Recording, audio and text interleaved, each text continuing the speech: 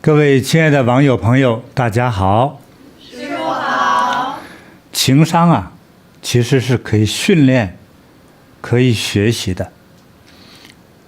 虽然个性上确实也有人天生情商比较高或者灵活一些哈，但是我的观察呢，其实是可以学习的。你们俩认为呢？对，你说讲的非常的对。就是上一期我们的直播圆满播出之后呢，其实在我们的办公室群体哈，还有我们的禅堂群体呀，这些小群体都引起了非常热烈的讨论。其实大家也都是在笑侃自己如何的情商低，又闹出了笑话，还又闹出了烦恼，真的是。还不时的听到说，哎呀，物理师姐啊，你看我今天是不是又有一个低情商的表现，或者是说，哎，我这件事是不是做的高情商了呢？对。然后这两天我们在一些工作的交往过程当中，有一些师兄师姐有的时候说话评论的时候我们就会注意提醒注意情商啊，注意情商啊，一下子就感觉化解了那个尴尬的气氛了真的是很好笑。但是确实来提高我们的情商很必要，所以我们今天上这个补习班太及时了。对，那我们的这个上法呢，就是说一个是有一些活灵活现的这种小故事，那么第二个呢，我们再增加一些分析，我想大家会慢慢的学习哈。好，我听说有个小月的故事，特别好玩，师父哈。好，这个小月呢是来自于新加坡，她说弟子呢是属于苗条的身材，可是自从老公和养母因为生病而相继离世，我的体重急剧下降了。亲戚朋友看到后都会关心的叫我多吃些好的食物，他们每次见到我第一句话总是会说你怎么那么瘦。虽然是基于关怀，不过每一次这种负面的问候让我都觉得好烦呐。我也不想这么瘦，可是身体就是不长肉，我有啥办法呢？有一天我去禅堂点灯，一位师姐一见我马上露出非常惊讶的表情说，哎呦，你怎么这么瘦啊？当时我就是因为碰上了难事才会去点灯的，心情蛮低落的。被师姐这么一问，我直接就回复她，你可以讲些正能量的话嘛，我这么瘦都已经很难过了，我也希望能增加一些重量。我知道自己当时确实没有控制好情绪，可是总被这样负面的问候，我心里也很难受，不知如何面对。祈请师父给予我指导，感恩师父。这个就是这个说话的方式啊。其实大家说的是不是实话？是。所以有时候我们也矛盾啊。出于关心，对吗？其实心都是好的。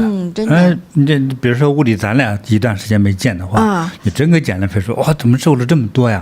是。我的就可能会直白。哎呀，我就会说太好了。不是，但是我呢，就其实出于关心。是。那假设你也说瘦了，你是开心的，对吧？对，我这样的体量啦，瘦下来是开心。但是返回来说哈，你确实有一天给发胖了，咱们1个月没见觉得就是胖了一圈，说哎呀，物理最近这个饮食不错呀有可能我也会说这个哈，是。但是你可能心里听着就哎呀，这个人生怎么如此艰难哈？我觉得吧，头2句还能接受，大家哈哈笑。但是如果每一个人见到我都是这么说，我也会心里不好受的，会觉得哎呦怎么回事啊？这个就这种话不要重复的提醒我好吗？关键给你说的人还加上一句：我们不打妄语。是。对，其实我也不想打妄语，但是有时候其实出于关心，而不是为了诽谤你。对，并不是希望让你这个不开心，有一点负担。所以这位小月是吧？对，小月师姐呢，她到禅堂去的时候，她没有想到禅堂的师姐也给她这么说：哎呀，你怎么瘦成这样了？出于关心。其实我们说话的人，通常比较不太容易是说站在这样的身体特征的人的那种思考下，是呢，大家没想到。就是我们觉得是由衷的说，你怎么瘦这么多？是。但比如说，从这个健康角度哈，一个人如果突然间瘦了很多，其实是危险信号哈。是的。我们的朋友们也注意这一点啊，你突然间瘦下去了，说突然间胖起来，有时候心情不好，失恋，拼命吃，这可以理解哈。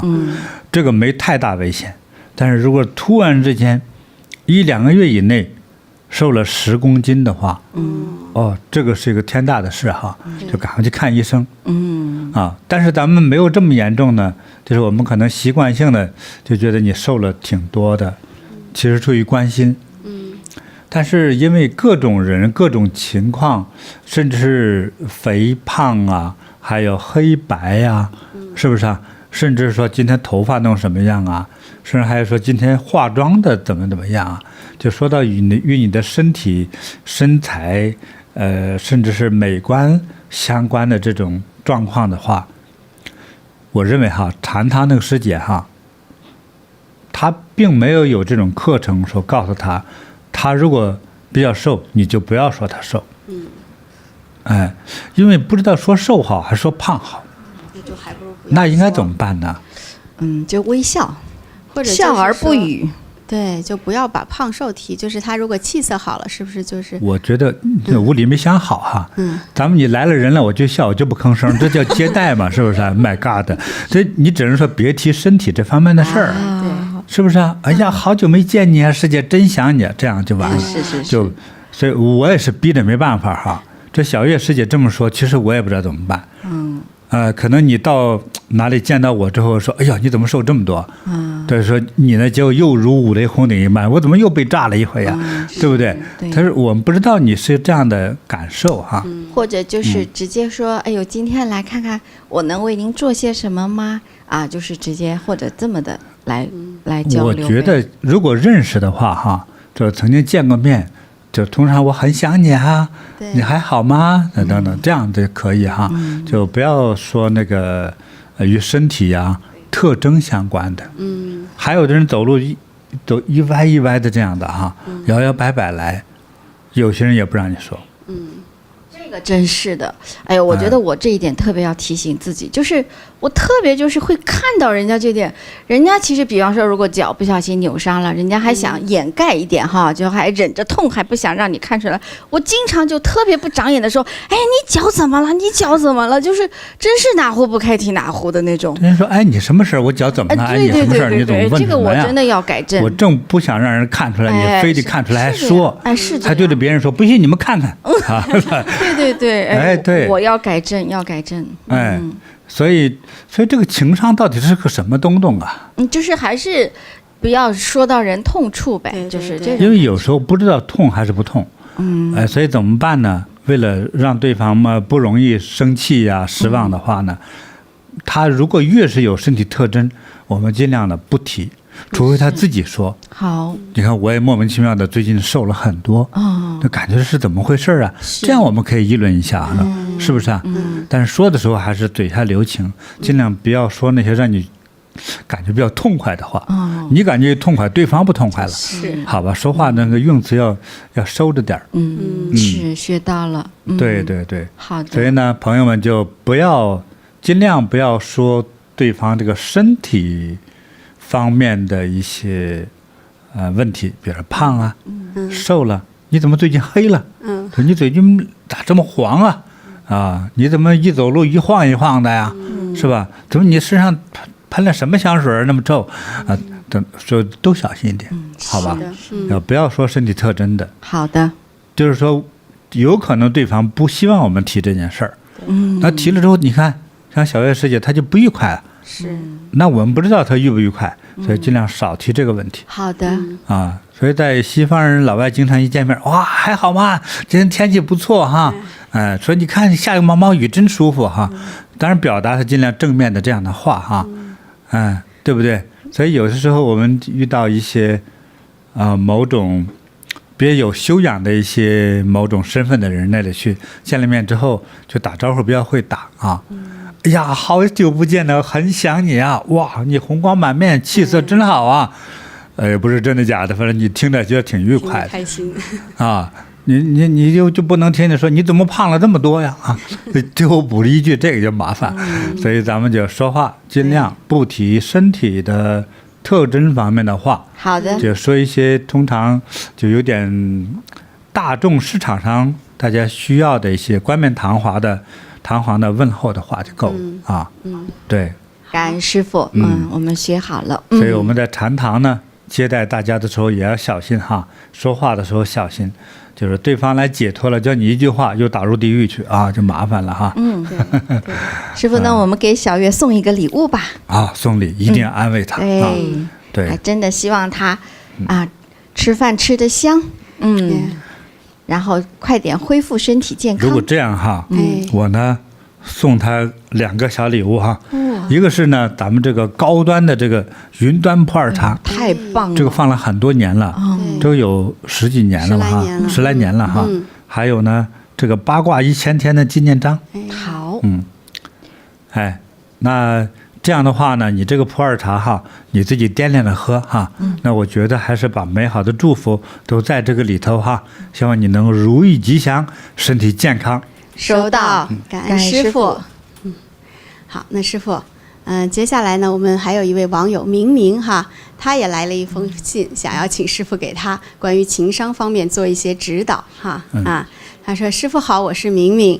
那我呢，刚到一家公司啊，入职不久，在工作中啊，我确实有很多问题要请教公司的前辈们。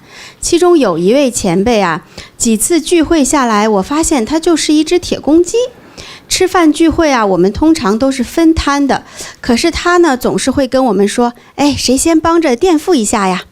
那因为我是新人嘛，每次呢都是我经常帮他垫付，之后他还不记得还，我又不好意思去要。有时候啊，他甚至还主动让我们后辈请客，你要是不请他，他就会说你不大方。那我们偶尔呢就跟他说，哎呀，那你回请我们一次吧，我们老请你。他又会说我们小气爱计较。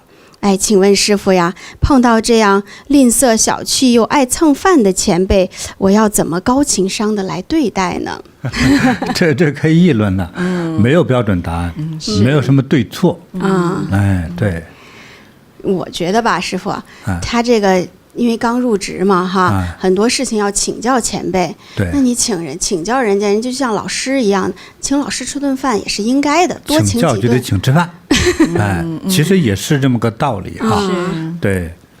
但我感觉明明不爽的地方，就是一个是老是这个样子，而且呢，还有对方还直接暗示说你得请我吃，那个就不是孩子们主动希望这样子做的。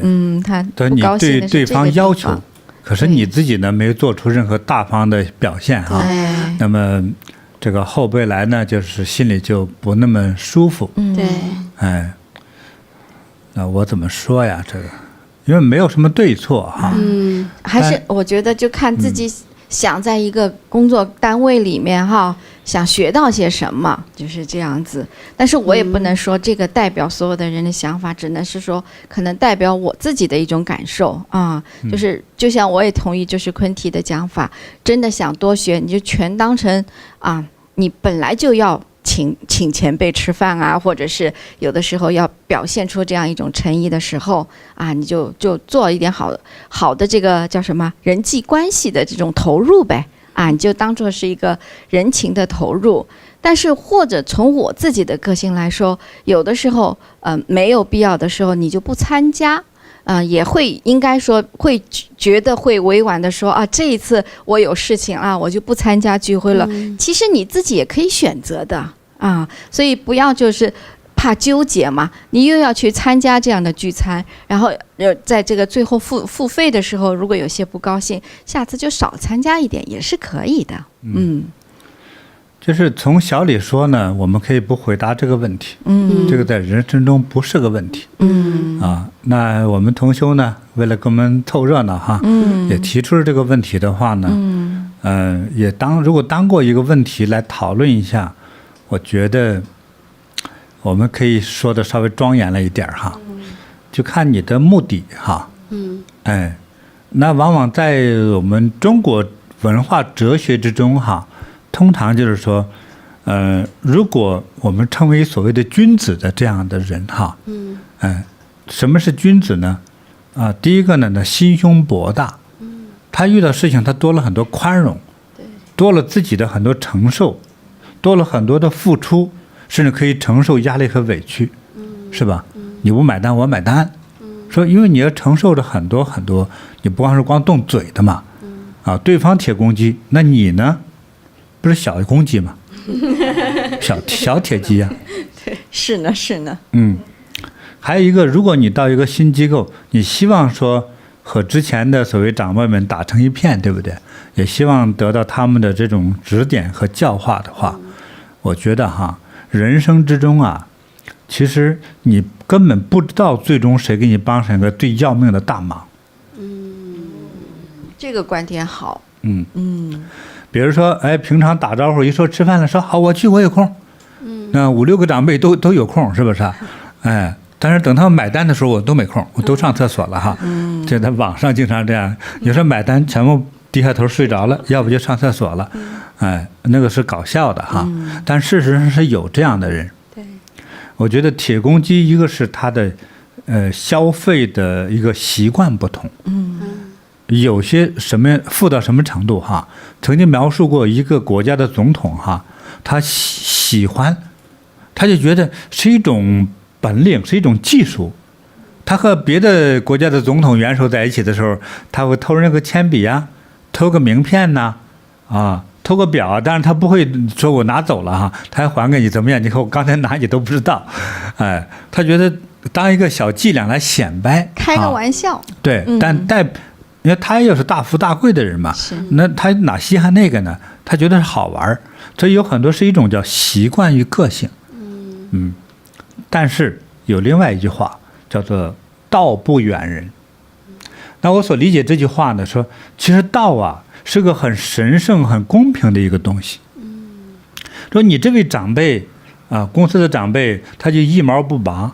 我告诉你从天道周易的角度来说，没有一个人会无缘无故的爱你，也不会无缘无故的恨你，更不会无缘无故的骂你。你的眼皮啪啪啪跳2下，也不是无缘无故的，肯定有一件事儿，只是你没读懂而已。一切都是有所寓意的。这长辈总是让你请客，我告诉你，他自己都不知道，以后他帮你一个大忙。哎呦，这个好呀！这叫做道不远人。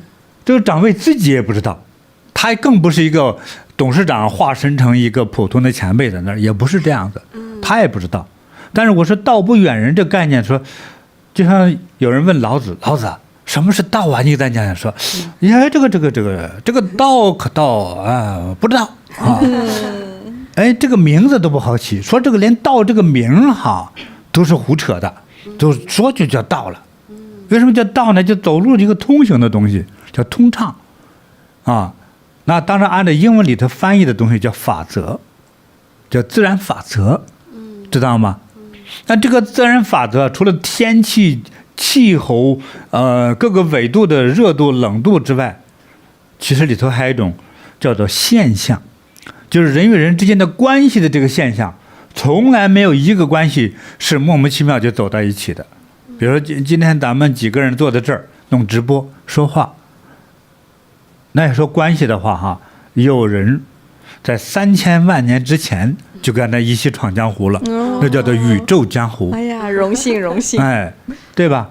来的最晚的都是唐朝修行者，跟着咱在这混的。现在这你自己还不知道，回去跟老公吵架呢，自己也不清楚所以道这个概念，就是我说的这个，把这个历史长河这个尾巴给你拖过来的时候，就觉得哇，这么多的复杂的这个人的缘分才走在一起了。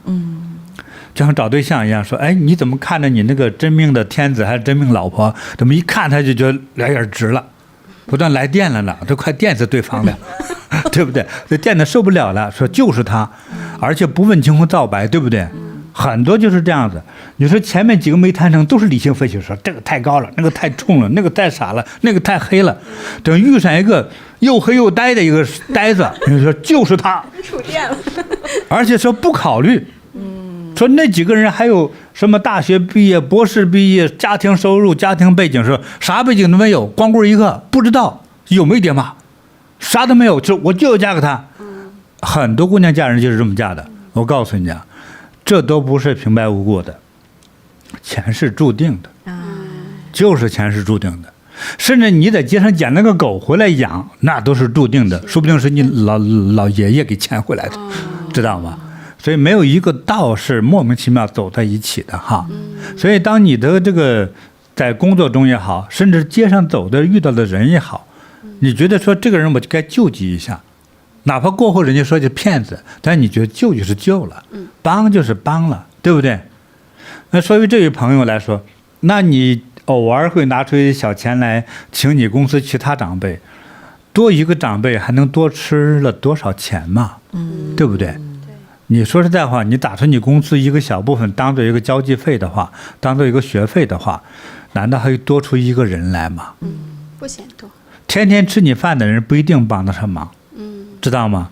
就是光是铁公鸡一毛不拔，他不懂得这个礼尚往来的人，他找着你要饭吃的话，一定有原因。通常都是一件大事儿哈。这就是我的一个对道的理解，真是高见，师父讲的太好。所以要这样子。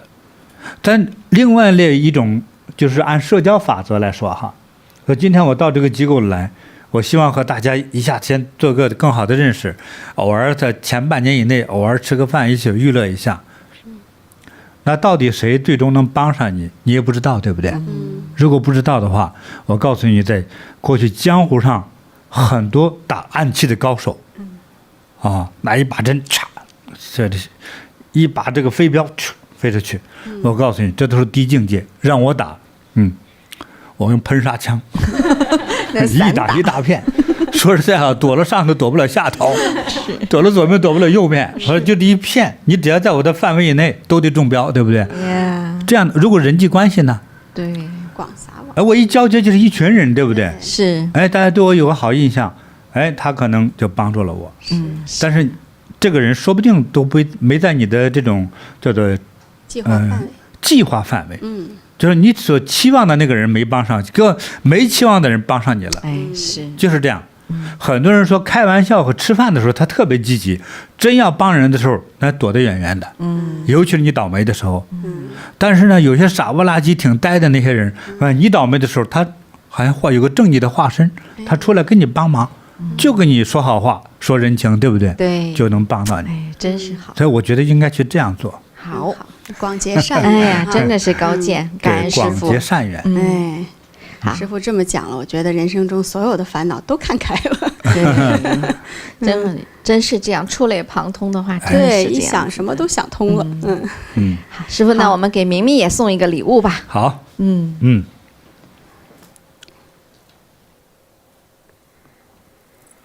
哇，这个漂亮的念珠哈，108颗。这个叫什么石来着？月光菩萨。月光菩萨宝石哈。你看看配着这个紫水晶啊，哇，这个真漂亮啊！希望保佑这位明明网友哈，如意吉祥，长命百岁。谢谢你，收到，感恩师父。好，接下来是我们的一位小武网友，他的经历是麦当劳的经历，新手入行。我在大学的时候到一家快餐餐厅打工，有一个干了2到3年的男同事，特别不喜欢我。还总会拉着其他同事一起排挤我，不说话，故意在其他人面前说：“哎呀，又要跟新人搭班，最讨厌跟新人一起工作了，等等等等这类的话语。”同事们还会故意不整理垃圾，等我进店的时候才叫我去收拾。有客人把饮料打翻的时候，他们也不给我拖把，就一条抹布让我跪在地上擦干净，这样就是找各种机会为难我。有一次我还听到同事们在背后议论我，甚至他们还开启了赌盘，打赌我多久会离职。我记得那时候压住最长的时间是3个月内离开，所以我心里默默地发誓，我一定要撑到3个月以上，挫挫你们的锐气。工作的时候学习全新的事物，我的反应也会稍微慢一些，所以常常因为这个慢一拍被其他的同事骂。我自己知道自己的动作比较慢，也清楚大家是对我有意见的，所以我总是趁人不多的时候练习自己的工作反应，也经常低声下气地请教前辈们工作的诀窍。在被骂的时候，我强忍着心里的不舒服，脸上还陪着笑容，心想我一定要撑过3个月。同事聊天的时候，我会在旁边默默听大家聊的内容，关注大家有兴趣的事物，借此寻找跟大家说话的话题。比如他们喜欢聊车子，我就请教他们关于汽车的方方面面。渐渐的，同事们发现跟我上班其实还蛮愉快轻松的，之后大家也变成了好朋友。一晃眼3个月过了，我跟同事们化敌为友了。上班的时候，店里总是充斥着大家的笑声。那段时间，我也变得特别喜欢上班。我觉得上班又快乐又能挣钱，真是太开心了。小武还挺棒的呢，师傅。还是初来乍到哈，新手入行，最后被老同事们就欺负了啊。1年以后他就可以欺负别人了。对呀，从3个月熬到1年哈。对呀，其实很多出嫁的姑娘、出嫁的媳妇儿是这样哈，刚嫁过去也是挺生的哈，各种不熟悉呀、不习惯呐，也是叫磕磕绊绊不顺利哈。对，新到一个地方，其实一些孩子们转学，也有这样的压力。说过去几个相好的同学吧，你说你一转学，人家不可能跟你来呀。对，哎呀，到一个新的一个这个学校里头去，可害怕了，对不对？对，家长不觉得哈，但对于孩子来说，像一个新的学校这个环境，就像他的天一样。这是个阴天呢，还是冷天呢，还是欢乐呢？是，但是到了陌生的地方，通常就算欢乐的，也还是有阴郁的感觉哈。对，所以我们到了一个新的环境，通常有点被欺负哈，被修理哈。这是一个常态来着。对，正常现象。这个现象我觉得首先是正常的。叫欺生嘛。是，对。但小武是挺有情商的啊。首先他还听到了什么？就除了工作中的刁难和欺生以外，他还听到别人还赌他3个月保准离，他妈还下了赌注。他就这时候争一口气呀，我一定要撑过这3个月哈。所以反而这个时候我觉得激励起了他的斗志了。你们越是这么欺负我，我越是要留下来。然后他就开始想办法啊。第一个是看开这些事情，第二个他说你骂我，我动作慢，你骂我，我忍着，我还陪笑脸。这个时候我觉得脸上笑着，就像师父我们在上一期课上讲的，其实好多这个情商就在紧急之下被激发出来了。他就是在这种压力和紧迫之下激发出来了这样的情商哈。原来是肯定听到不顺耳的话气炸了，现在时候知道你们在打赌呢，就是要撵我走呢，但是我一定不让你得逞，对吧？对，小武表现得非常优秀，非常好对，首先无论是转学哈，还是这个找到新工作，或者是大学出来之后刚刚找工作哈，都有这么个过程。我刚才说新娘子刚出嫁，有个适应期、熟悉期，还有呢早来的人呢。通常因为各方面从人到地到环境到工作环境都熟悉嘛，所以对你什么都不懂的刚来的人来说，他就会指手画脚，所以你看你这也不懂那也不懂哈，这是正常的，所以你一定要学着去熬过去，让自己尽量去适应，所以这样的一个陌生期，一定要希望要欢喜接受，尽量好好度过过去，对呀，这个阴雨之后啊，就是大晴天呐！还真是。对，一定要学会这个部分，要有一个学会接受啊，还有一个学习，对吧？就把陌生的变成熟悉呀。对，多看、多走、多用就熟了呀。他最后自己很主动，他去主动的去听同事们聊天的话题，他也融入了。发现这样一个转变以后，其实更多的是同事对他的接受了。对，是。刚才你说的那一点很重要哈，比如说我刚来呢，人们说了几句并不顺听的那些话哈，不顺耳的话，完了之后你自己呢就是离开大家，我不管哭也好笑也好吃饭也好，自己躲在一个角落，特别不好，你叫不合群，不合群呢就是首先是一个叫情商快速反应是不够的，就是自我的心理和情绪控制这点能力是不够的。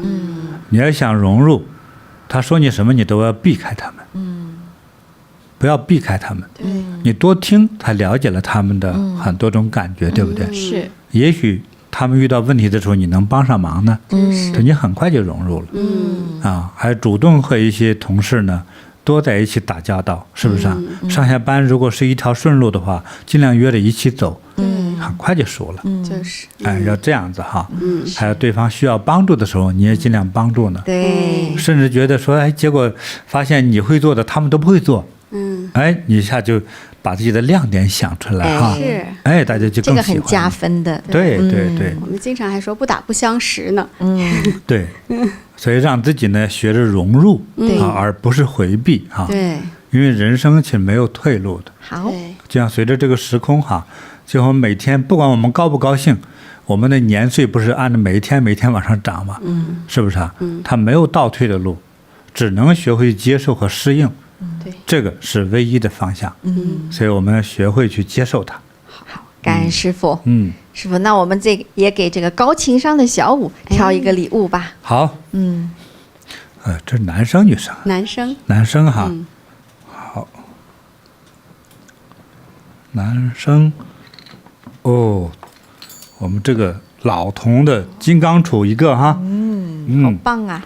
好，祝福小五网友健康长寿，收到，幸福快乐，收到，谢谢你的故事哈，感恩师父，真的很精彩哈。是。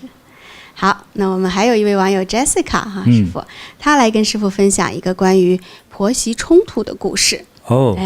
对，她说：“师父好啊，我有一位闺蜜呀，她和老公啊多年呢都不孕，后来呀他们多次尝试，历经苦难，终于通过试管婴儿，好不容易成功了，家里啦迎来了第一个长孙。那当婆婆呢，特别的疼爱孙子，总给小孙孙啊，就怕小孙孙凉着嘛，就穿的多了些，结果搞得孩子呀容易起疹子。那而且呢，孩子一哭吧，婆婆呢就要冲过来抱。有一次啊，孩子在哭，婆婆紧张地冲进房间，连忙将孩子抱起来安抚，竟然没有察觉到正准备喂宝宝的妈妈还没有穿衣服。当下呀，就让我的闺蜜感到好尴尬，连忙拿着棉被遮住自己的身体。闺蜜讲，婆婆白天带孩子的时候呢，有时候也会放任孩子看电视啊、玩手机，这样孩子的规矩和纪律越来越差。可是闺蜜在管教孩子的时候，婆婆又会介入，怕小孙孙受责罚，所以小孙孙呢渐渐也学会向奶奶讨救兵。婆婆坚持用自己的方式带小孩，还说：“你看我带大的小孩都长得挺好，你老公不是挺好的吗？”我闺蜜呢就想不通，明明是我的小孩，为什么不能按照我的方式来养？她觉得呀，婆婆是在找茬儿。本来婚姻挺幸福，现在闺蜜每天愁眉苦脸，因为这个很烦恼，想请师父给予指导，闺蜜应该如何调整婆媳关系？感恩师父。哎呀，这是一个永远呢看似矛盾的一个话题哈。真是的。哎呀，真是不容易呀。你们都是深有体会吧？不一样，我是觉得，因为我也是，生完孩子没多久就参加工作了啊，所以对我来说是很感恩婆婆能够帮我啊，就是因为没有婆婆能帮我带孩子，我是没有办法出去工作的了。是所以其实真的对我来说真的很感谢她。对。你说到这儿，我就想起那句话哈，就家有一老，如有一宝啊。是的，是这个我觉得好哎。就是你的小孩如果公婆喜欢带的话，请问你放不放心呢？肯定放心啊。我跟你说哈，公婆啊对他这个孙子的疼爱哈，比带他儿子还疼爱，还细心。是，但是他把他几十年这个育儿的经验全用在孙子身上去了，使孙子沾光了。对，带儿子的时候没带好的地方还可以补救一下。没错了。所以把最美好的经验全用到孙子身上去了。是，所以就放心就好了。这就对了哈。可是我们这位网友呢，他和这公婆之间好像有点紧张，处得不太愉快啊。她总觉得婆婆好像就是带孩子的方式，首先她不太认同了，然后婆婆呢还就是她有一次喂奶的时候，小孩子哭了嘛，她就要打算喂奶，婆婆突然进来，婆婆紧张孙子呀，孙子哭了就想去抱啊，那个时候她可能衣服没穿好，哎呦还觉得挺尴尬的，就婆婆进来看到这一幕，就这个让她也就是心里还挺烦恼，哎，她这个问题，她有提问题吗？对呀，她就是其实是就是我们这个朋友是她的闺蜜，和婆婆有这样子的关系嘛，闺蜜就很烦恼，跟朋友诉说，所以就想请师父指导，怎么样能够调整化解婆媳关系，就让婆媳关系更融洽一些啊。这个其实我也没情商的人哈，但是这种事儿你说问了之后，我们要不要实话实说呀？那还是实话实说。我要给你绕弯子让你快乐哈，但关键是帮不了你。对呀，对不对？今天无论是网友直白的问，还是给朋友问哈，关键帮不到你，你不白问嘛。就是说我像个老江湖一样，用2句话把你糊弄很开心，但是解决不了问题，可能之后你们的矛盾越积越大。我是觉得呢，我们这位做媳妇的哈，我觉得，就是可能。他就是挺直白的，就是说，你看，你没敲门就进来，我衣服还没穿好，或者说你喂孩子喂的那个食物或那么大勺那个量，或者是在某种时候他饿的时候没给他吃，不饿的时候给他吃，等等很多种习惯上来说，我觉得别说媳妇和婆婆之间哈，就是你作为亲女儿生了个孩子，你亲妈你带她的方式，你亲妈看得惯吗？那也不对不对？对，就像物理说，你生了孩子，你喂孩子的方式，你妈看得惯你吗？不会，这也看不惯，对不对？对。就包括咱们选衣服，你觉得这个衣服好看，你选给你儿子的时候，你儿子会认同你的审美吗？他不会，他后来就劝我不要再给他买东西了。对，所以就是你就是特别亲的亲人，在某种认识上，对事物的认识上、审美上、方法上、习惯上都不一样。但是呢，我觉得我们刚才这位媳妇呢，我觉得她这个烦恼还挺大的，好像成了一件心病，是这个件大事儿。那我首先想到的是，那作为这样的女人，你结了婚了，生了孩子了哈，在这时候这个烦恼的时候，变成我觉得第一个重要的是夫妻关系的重要性，对不对？一定要先想到夫妻关系。那你对婆婆的种种的看着并不顺你的心哈，你有没有想过，你看你妈顺心吗？如果也不顺心的话，你和你妈吵架，你妈也就认了。如果你总和公婆这样矛盾的叮当当当接着对顶着的话打起来了哈，没明打暗打暗斗的话，你想过你的婚姻会不会受到影响呢？会呀。夫妻情感，哎呀，婆媳关系不好，那个丈夫永远是在当中受夹板气的。对，你说因为爱你才结了婚，对不对？但是他爱不爱他妈呀？爱呀。他总不能做个不孝子啊，因为娶了老婆之后就不认妈了，这个不孝子，这个社会是非常谴责的，对不对？不能这么做呀。但是有的时候，这个不太会做事的这个媳妇呢，会把你老公给推向这个不孝子的这样一个大坏蛋的名分上去。因为你们两个吵，你说你老公到底向着谁呢？对吧？对。所以我说，第一个先提醒网友呢，你如果是已婚的女士，你对婆婆的或者公公的种种的看法，或者是叫偏见，你首先想到你还要不要相处好你这个夫妻关系，这是第一。第二个，要不要保住你的婚姻与家庭？我相信哈，基本上每个人都希望说，我一定要保住我的家庭，对不对？婆婆有点毛病，但是老公还是好的，对不对？好，如果是这样的话，为了这个保住家庭幸福的这个大局，这才是一个女人最重要要保护的东西，对不对？所以要学会宽容，善待公婆，就善待公公婆婆，她不是你亲妈，但是你嫁给的这个老公正是他们生养的。你如果你不爱他们，你老公可能会放弃你。如果老公因为说要和你做一家人而放弃父母，那对我来看说这个老公人品也有问题，但是不孝子啊，是这个我也是反对的呀，对不对？所以那怎么办呢？你作为一个女人喜欢这个男人，嫁给他成为他的老婆，那你们的各种好坏利益功德是绑在一起的哈，对，所以你不能成为一个不孝儿媳啊，所以还促进这个和这个公公婆婆之间的这个关系，婆媳关系一定要融洽。那怎么办呢？那你没穿好衣服，婆婆又不是公公，对不对？对也都是女人。你生孩子的时候，你婆婆正在旁边伺候，你身体哪里她没看见过啊？对不对？是，你有这么多的忌讳，你像在过去倒推几十年哈，我们在北方的城市里头，大家去洗澡啊，家家都没有那种洗澡的那个淋浴啊，没有，谁家都没有，除非太高级的干部哈，一般家里都没有。所以大家洗个澡都3-5个月、1年半载才去一次那个公众的洗澡堂。过去欧洲也是这样子，过去欧洲也是，所以那男的在一间屋，女的在一间屋，对不对？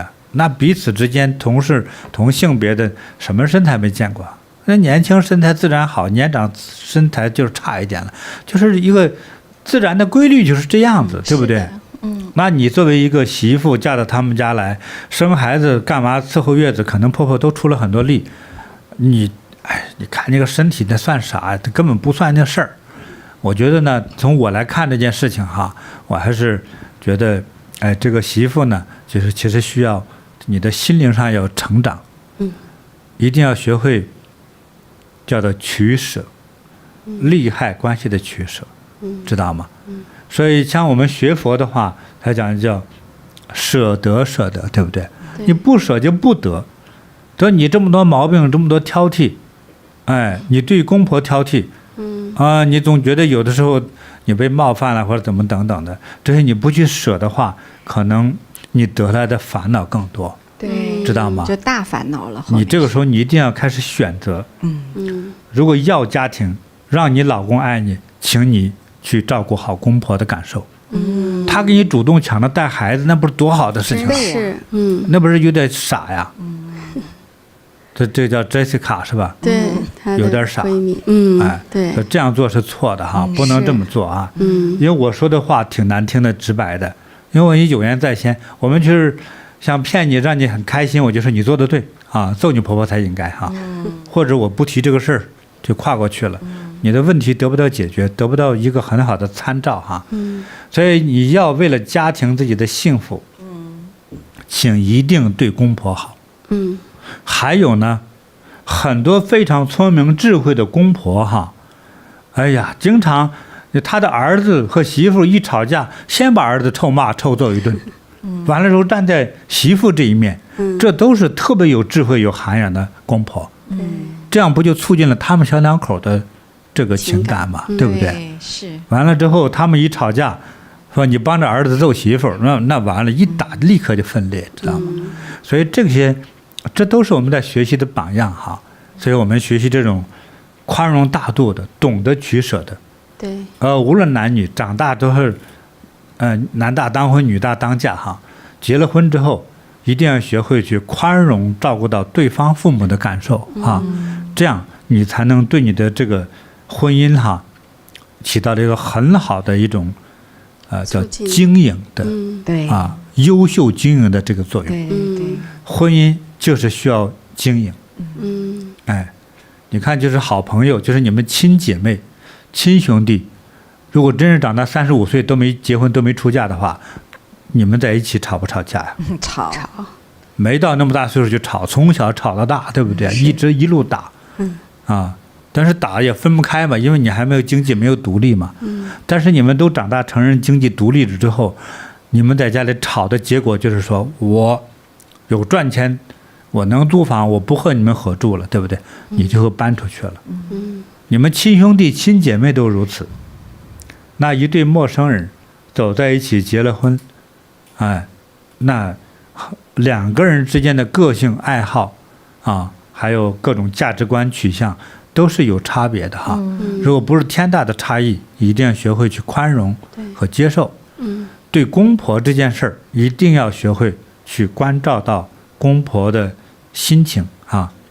像刚才这位 Jessica 说的，这个公婆那么喜欢带孙子的话，哎呀，那是多大的福利呀，是对不对？你腾出时间来上班去，公婆爱带。你知道我遇到在台湾和香港还有韩国，有几位小青年，他们结了婚不生孩子，不是生不出来，结婚前都遇到有3位婆婆都同样说给他儿子，就是说我告诉你孩子，你结了婚生了孩子我不带，我都不知道为什么，哎，我不带。等是孩子结了婚超过5年8年之后还不生孩子，婆婆来找来了，哎，求求师傅看一看，我孩子怎么还不生孩子？就把孩子叫来说，他不给我带，我们2个工资低，上一个好幼儿园多少钱呢？经济压力太大，我就不生。你不带我还不生了呢。最后老娘就说，哎呀，那个是开玩笑的事儿，你赶快生吧。最后生吧，说生不出来了又。哎呀，很多这种事情，遗憾了。所以这个关系哈，大家应该说听明白了，我不再多说了。感恩师父的指导。那师父，我们给 Jessica 还有她的闺蜜也送一个礼物好吗？好。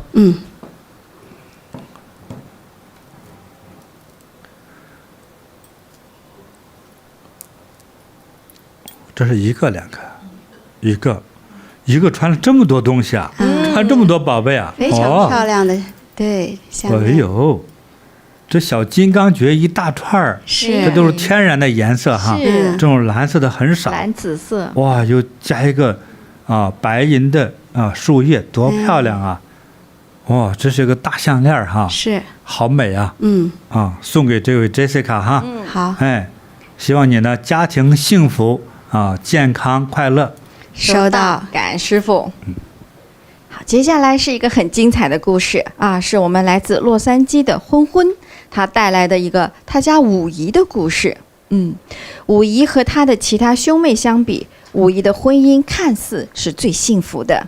她的丈夫拥有家族企业，2个儿子和2个女儿名校毕业，事业有成，因此他们一家人生活富足。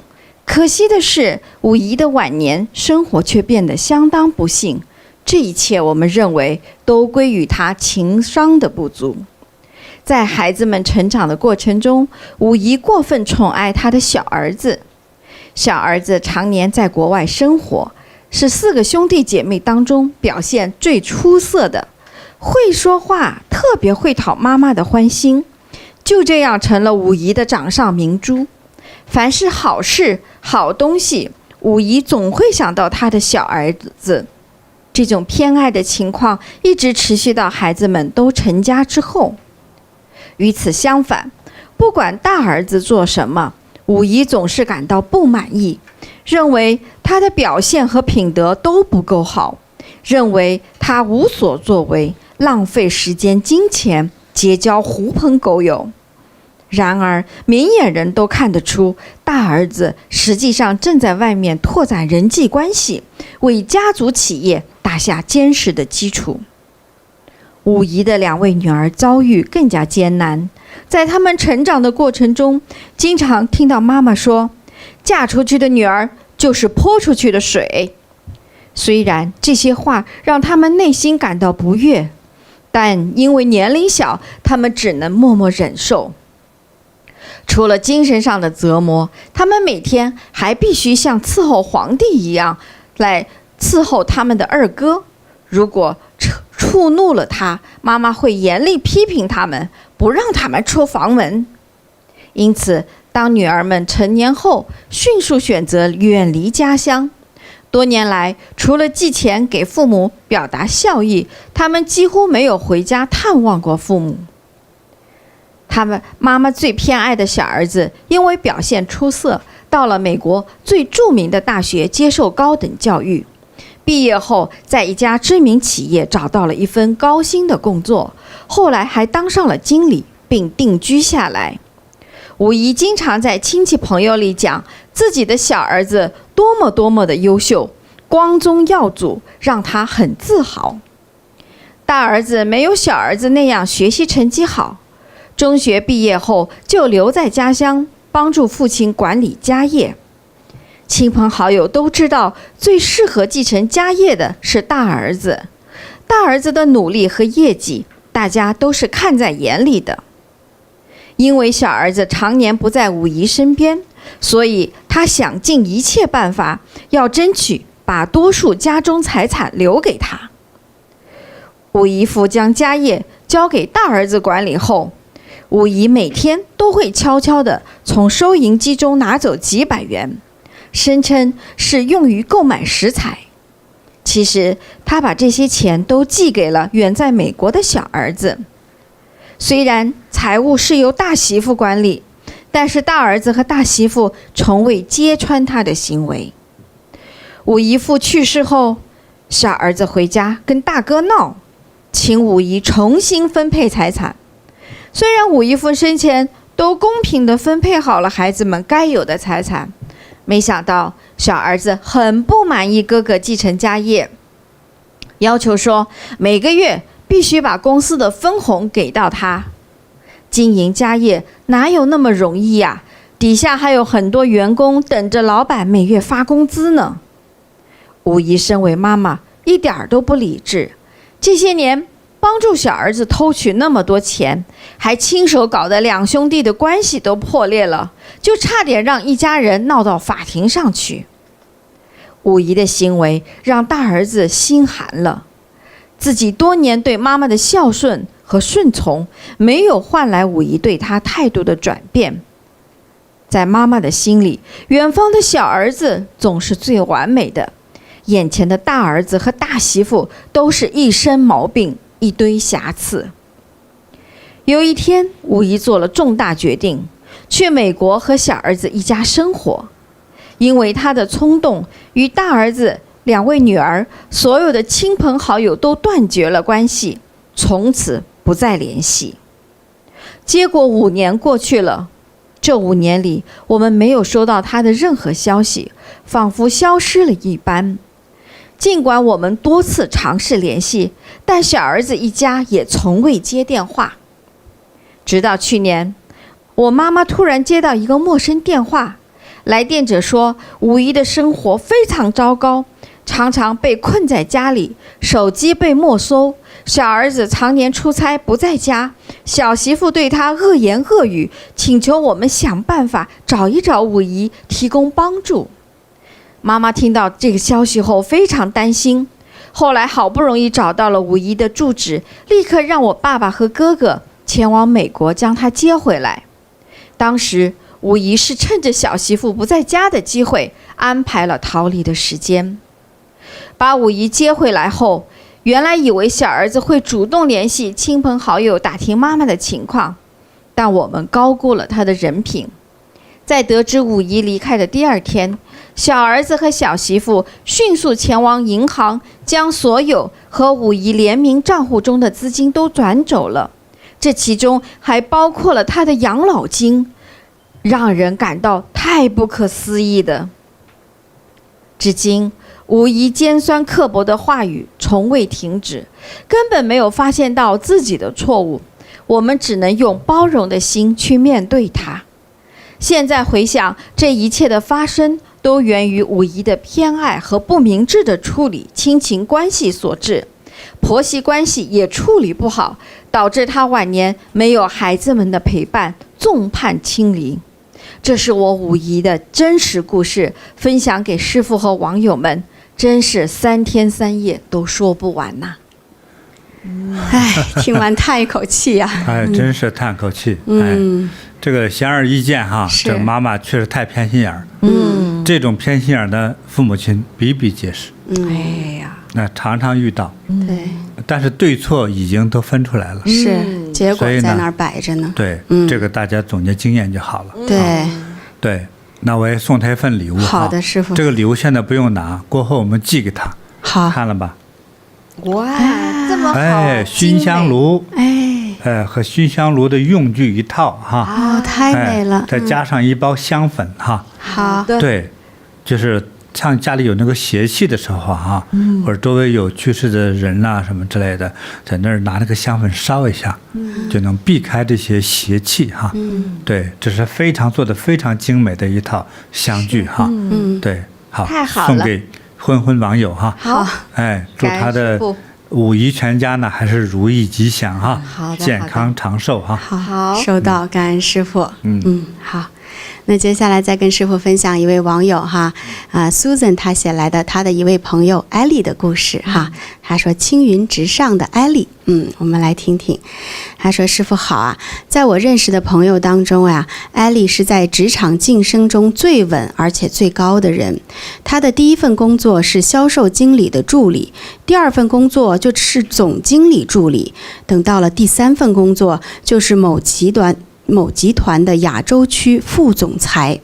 我曾经问过艾丽关于职场成功的原因，她直言说这要归功于她的2任前上司。艾丽的第一任上司是麦克，是一位销售部的经理，是一个有着华尔街工作经历的青年才俊。当年竞争销售助理工作的时候，有3位人员，艾丽的条件并不算突出，那她为什么可以突破竞争激烈的面试，成为销售助理呢？至于麦克为什么选了她，这就要得益于面试前的一团卫生纸。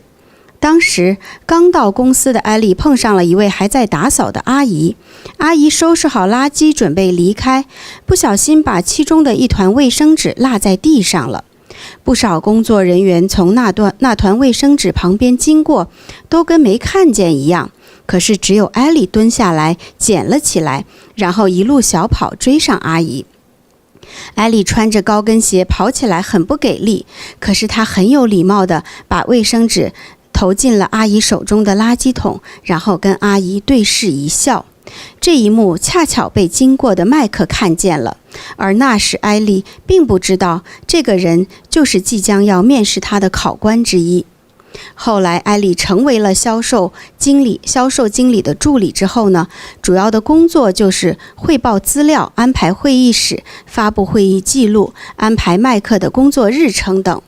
那个时候艾丽才刚开始工作，很多工作细节都不明白，都是麦克一手教她的。好在她聪明，领悟力高，只用3个月就适应了所有的工作。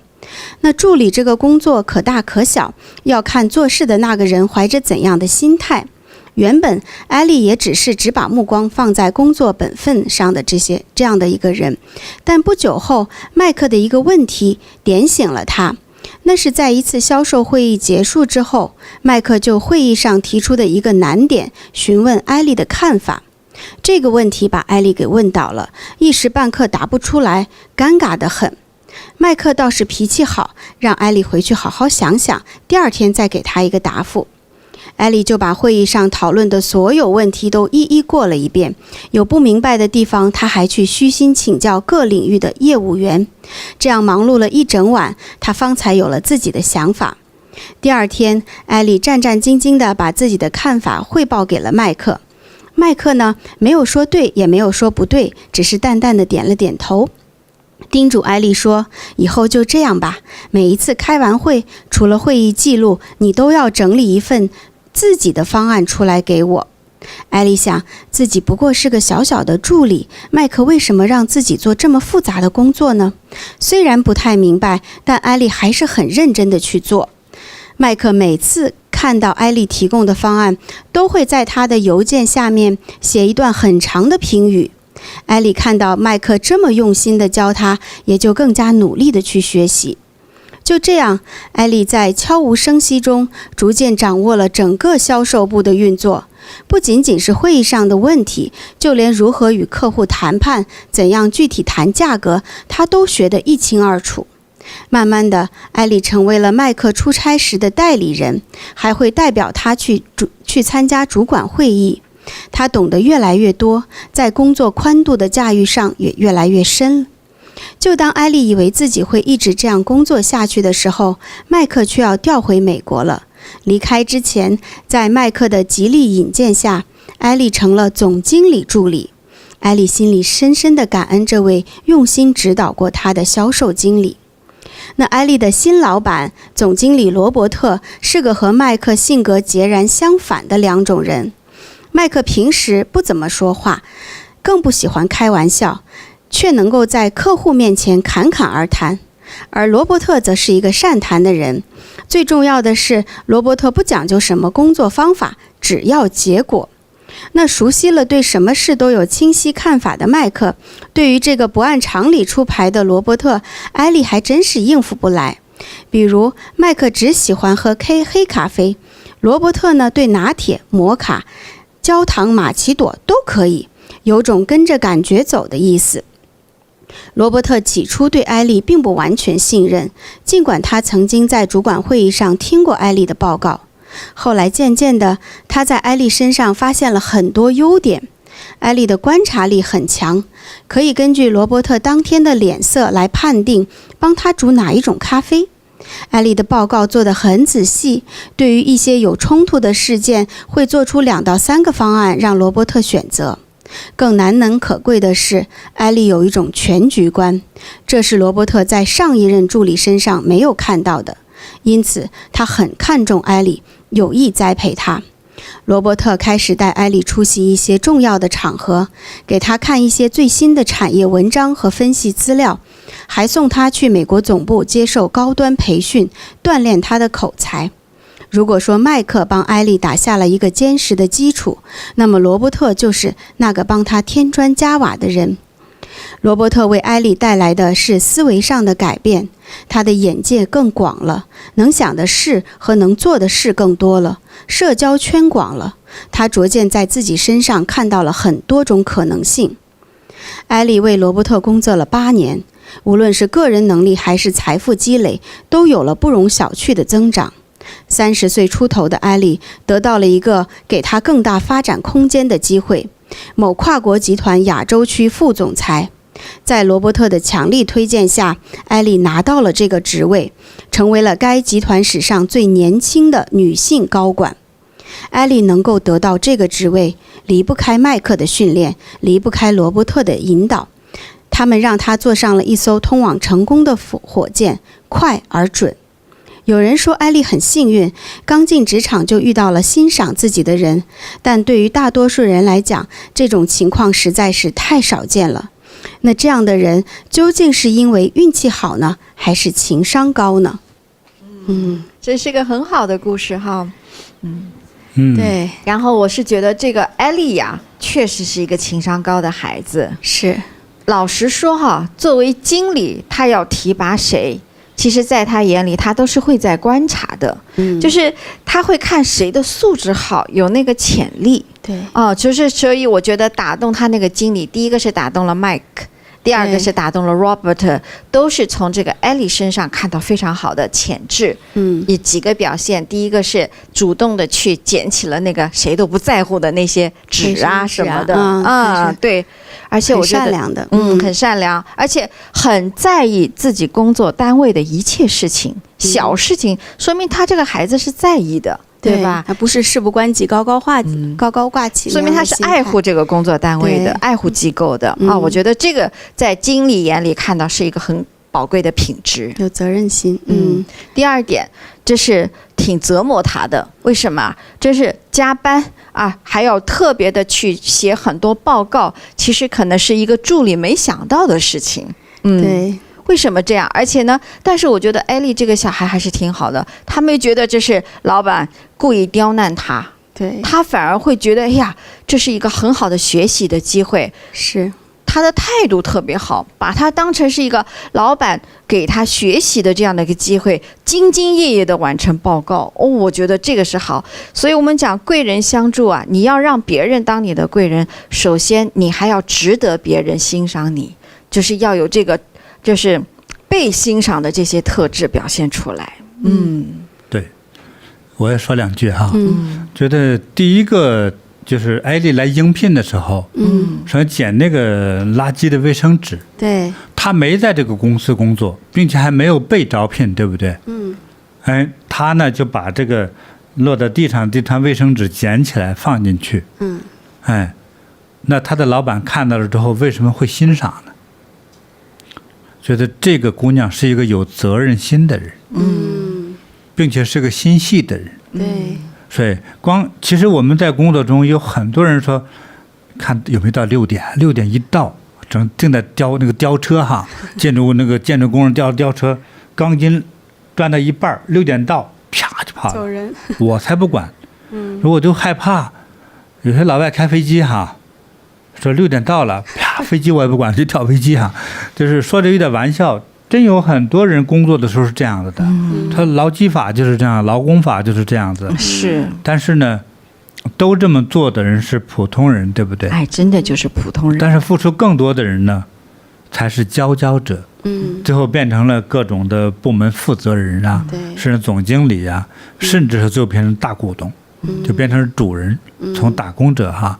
所以这些变化都不是白得来的，都是你付出的结果。对不对？所以艾丽的这些从一个小动作上的表现，其实让人看到了更长久的一种希望，是一种很好的素质的一个姑娘。之后在工作中再接触的时候，发现这人他喜欢观察、分析，你看掌握老板的各种喜欢爱好，他们才能搭配啊。就老板一进门的脚步声就能听到，今天心情不好，一杯黑咖啡，是吧？是。哎，察言观色的人，不光是当秘书哈，你知道最值得当什么吗？当领头者。就是你是打仗的3军将领，观察敌情，说哎有蛛丝马迹，说这样做，那样打，对吧？你开始分配。一般跟着跑的说，那打为啥呀？说有这些蛛丝马迹你都没看过啊，你也不在乎，对不对？还说那是指挥员的事情，与我有什么关系？所以还有一部分就是落后者的心态，就是这个不是我的事，我不管。就是说你发布命令往那打就完了。有的跑过去都不知道打谁，都是这样的傻子士兵多着呢。所以之所以成为士兵，就是他不动脑子。之所以成为这个元帅呢，他是不在于他的拼命的精神，而是就是观察分析的能力。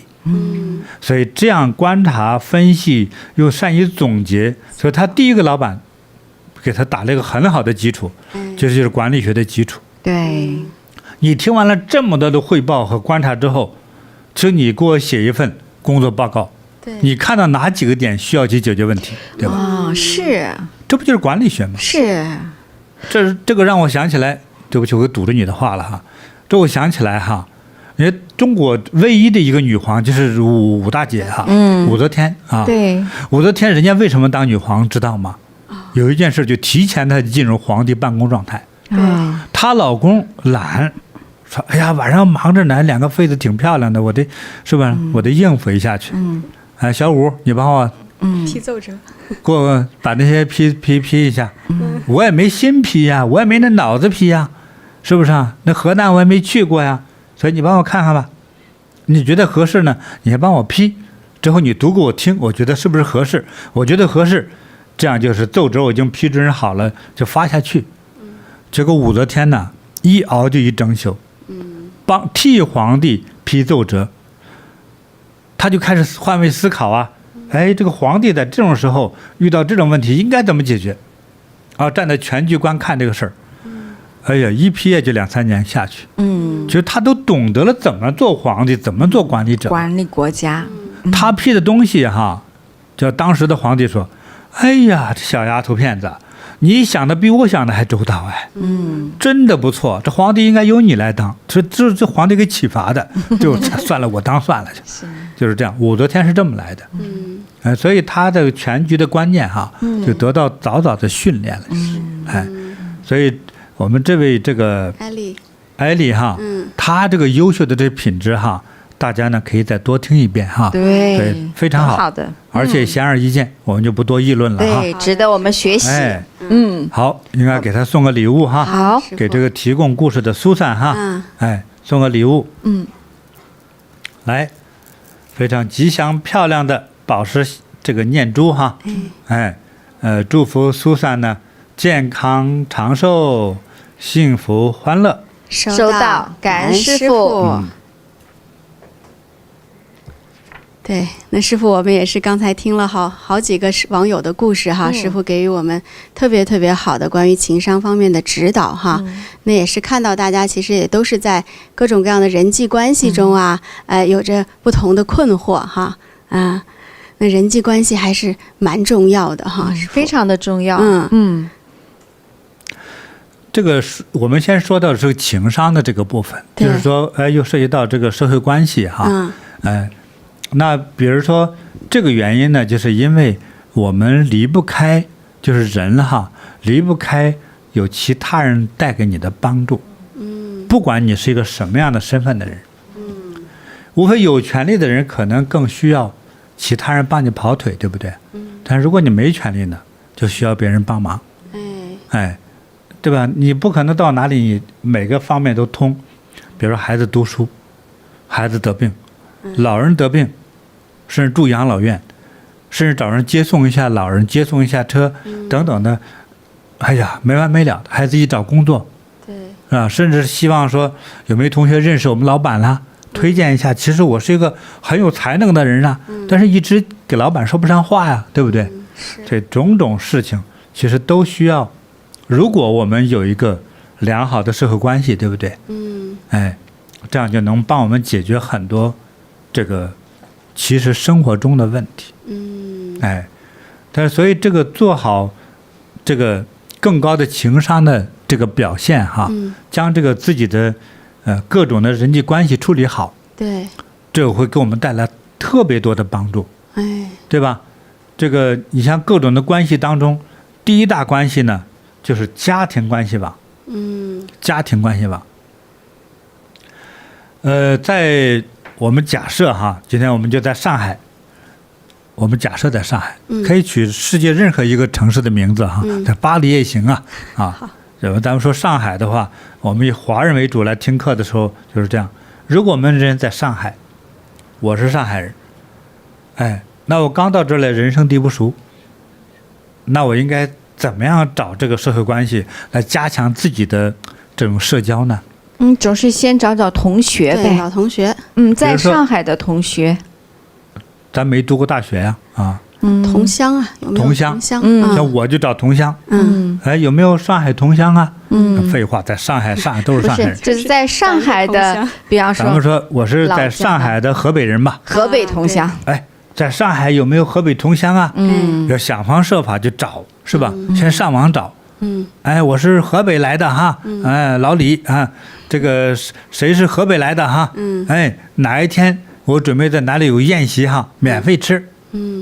就是为了老乡见老乡，聊聊家常。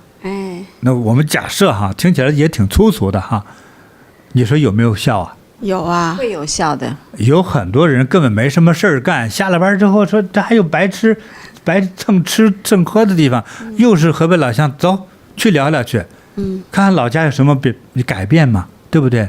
我20年没回家乡了，你看，说不定我来个3个、5个、20个都可能。一聊就认识了吧？对。你就是我老乡哈，昆天。你哪个县的？你是石家庄的？是。哎呀，我是石家庄郊区的。哎呀，你是哪个街呀？人民路是吧？对。我是人民路那个头上的。哎呀，一听哇，这真是家乡人哈！太近了。你知道我们这个街上有条大白狗吗？知道哈，咬死好几个小孩是吧？是。哎呀，真是。都怕它。我们都要把那个狗打死了哈！这一说家乡的事都知道。哎呀，老李你知道吗？你说哎呀，可是已经都过世了哈。有个张老师呢。张老师，我也是张老师教的学生啊。哎呦，又是老同学呀。你越拉关系越多，对不对？对。最后完了说，你在上海混得不错吧？你是干啥的呀？我就混了个警察局副局长。哎呀，这不得了，上户口都可以啊，对不对？是。有事找我就是这样。好。对，屋里你是河北哪个村的？我是唐山的。哎呀，那太好了！大地震之后你还在哈，这不错。幸存。哎呀，这个大难不死必有后福呀！太好了，所以你才到上海来的。是。上海就是不地震，除了物价高点之外没别的就是好。上海人好。你看上海人吃的又白又胖，是呢，其实也有很多又白又瘦的哈。真是好。哎，你是做啥行业的呀？哎呀，我是就是那个公司做贸易的。哎呀，太好了，我正是需要钱的。哎，对吧？大家越说越亲近，对不对？是。哎，现在我也不求你，为了好处，对不对？就是认识一下。哎，来，咱们加个号吧，在中国来说，加个微信，刷一刷，哎，对不对？没事就写信，但是半夜尽量别哈，哎，对不对？就认识了吧？哎，喜欢什么呀？喜欢什么运动啊？以后咱们一块儿去，对不对？你看看，哎，再下次呢，说下次，那老李说了，哎，我还有4个老乡呢。哦，还有一群河北老乡呀。对呀，其实他离你们家住的更近，哎，你看又拉来了，是不是啊？亲啊亲啊！你说你找工作、租房子，甚至找对象都可以，老乡都能统统的解决，对，对不对？哎，你看，社会关系太重要，还有家族关系，是吧？你到了上海可能没有什么家族的人哈，要慢慢的来，虽然家族的人还在河北呢，就用好它一样解决大问题，是，对不对？是家族的是最亲嘛，对，完了之后就是老乡，你们刚才讲同学。对，大学同学、中学同学、幼儿园同学都给他用起来的话，是吧？下次竞选市长都可以了，是，对不对？所以我们有了这么多的社会关系，他就经常往来一下，对不对？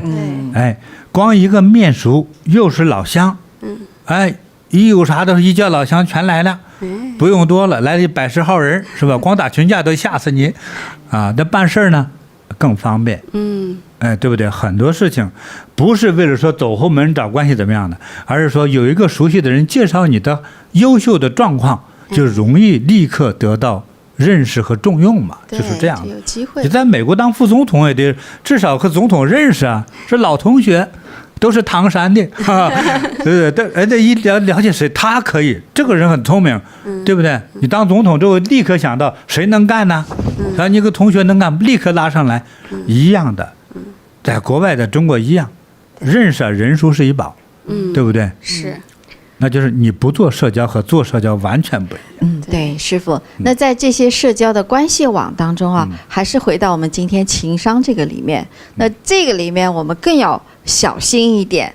哎，我们应该在情商上面把握哪些重要点呢？比方说刚刚攀好的老乡的关系、乡亲关系，哎，我们可别自己懈怠了，就别像我们开了个开错玩笑，对，开错玩笑说错话了，那刚认的亲又给废了，就是这样。所以在这些关系当中，我们应该注意些什么点？这个做社交哈，这个先别说情商反应啊，关系基本的概念应该叫一带一路，而不能说一灭一路，对不对？过河拆桥，过河拆桥，那就是一灭一路，对不对？人家要一带一路，全是朋友，对不对？就这样子。所以的话，就是你即使想处好这个人情关系的时候，那你就要学会更多的这种很多个方面哈。我觉得第一个呢，我先乱说哈，大家呢可以给我提建议哈。哎，第一个学会换位思考，对不对？对，因为你不了解他，像刚才我们讲到那个故事哈，对，这个媳妇看到公婆在她要给孩子喂奶，衣服还没穿整齐的时候，公婆进来，疼孙子来了，抱孙子来了，他还挺烦，对不对？对，其实本来是个好事儿，就是他挺烦。你看这个时候就缺少什么呢？缺少见识。这个媳妇生孩子年龄年轻嘛，好处是青春旺盛，坏处是没见过、不懂、没听说过，或者没人教。他不知道公婆这样对他是个特别有帮助的事儿，花钱都买不来的信任，对不对？对呀。他疼孙子不是好吗？也遇上那几个说你生孩子我可不给你看哈，你相比哪个好啊？对不对？所以学会要理解。对。理解之中，我们并不代表我们都做过那么多职业。对。我给大家讲课，我也没做过那么多职业，但是呢，经常去，你可以想象，换位思考。如果我是他呢？对。就这样。所以需要我们有更广博的知识哈，你才懂得换位思考的这种感觉。所以第一个学会这个换位思考。那么第二个学会的其实就是忍耐还有这个包容。因为一个有包容心的人，比如说别人拿你开你个玩笑啊，我借你点小钱啦，是吧？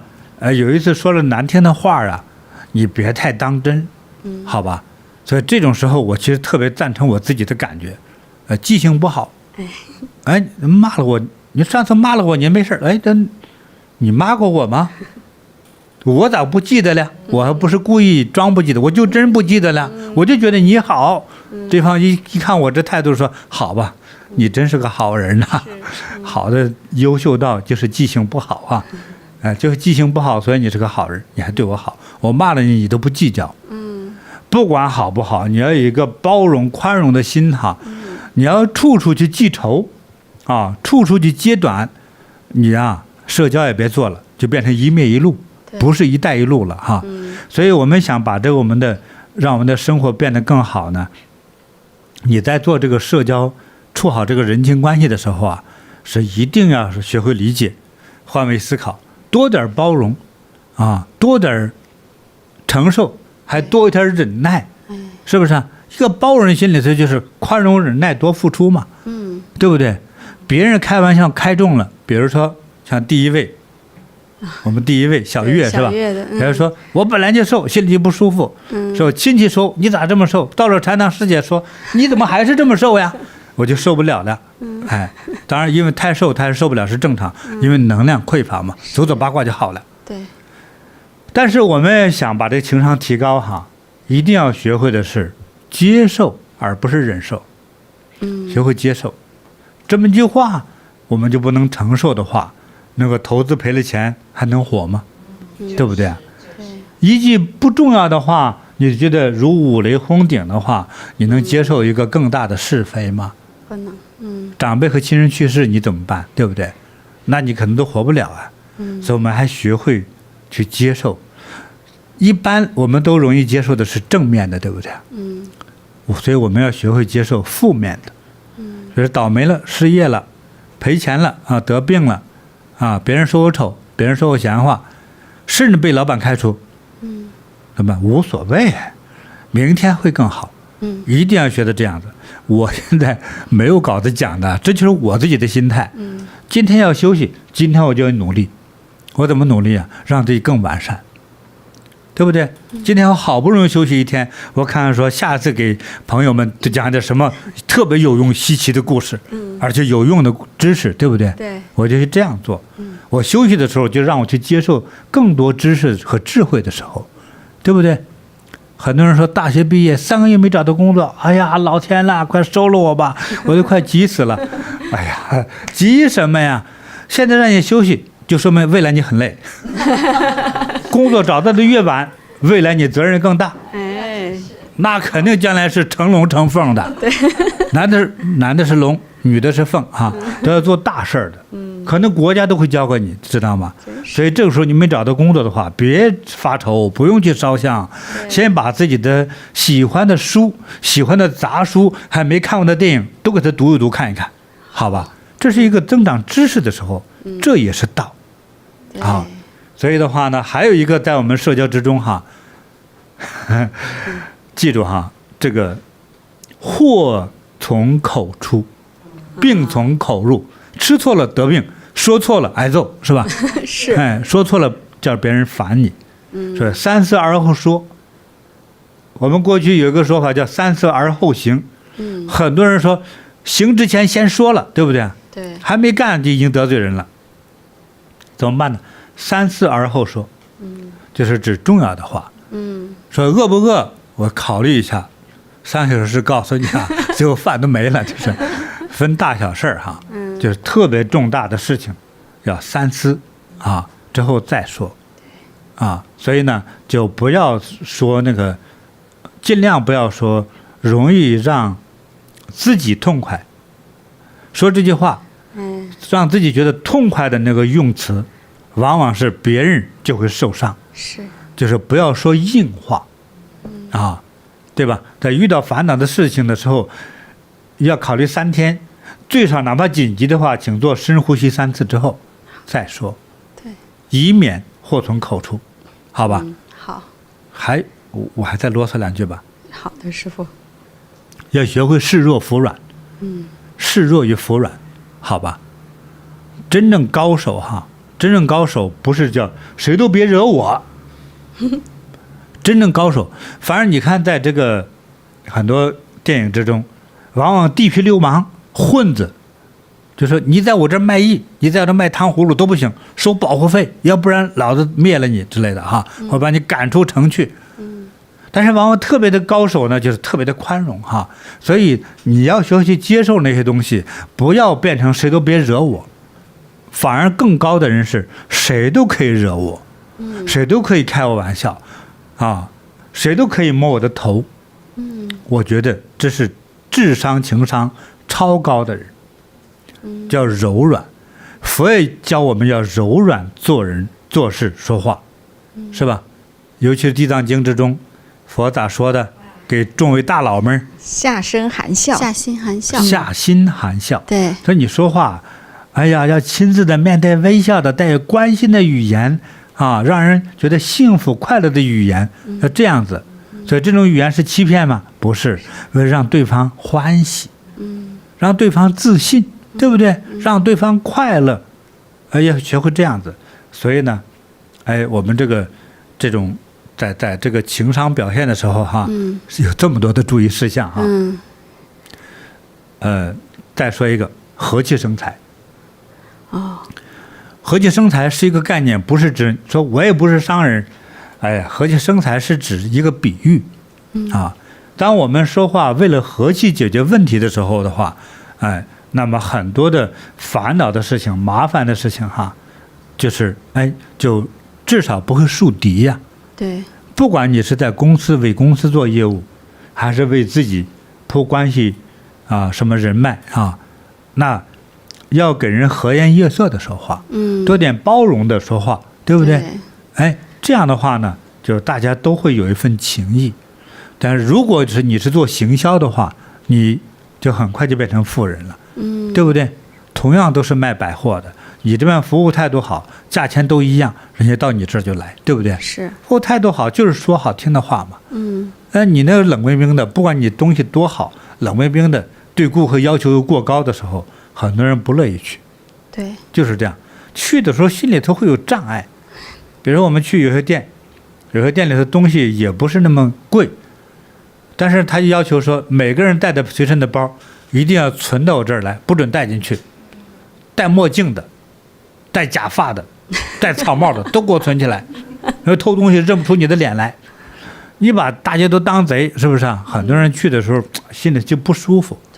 就这样，我也去了2次，因为咱没什么面子，存吧。我说衣服不用脱了吧，大衣都脱下来，我穿内裤可以吗？可以，对，所以我是比较宽容了。因为有些老板就这么个性哈，所以但是呢，同样开这个杂货店的话，你对对方没有要求，还有很多服务，对不对？买了这么多东西之后，我还有很多汽水啊、小蛋糕送你，免费送你，这多好啊！服务态度又好，对不对？找卖货的年轻小伙子、小姑娘，面带微笑，说好听的话，你的生意啊，比那个冷冰冰存包的那个老板啊，要多10倍以上，这不和气生财嘛，对不对？做人做事做买卖都是如此啊。还有呢，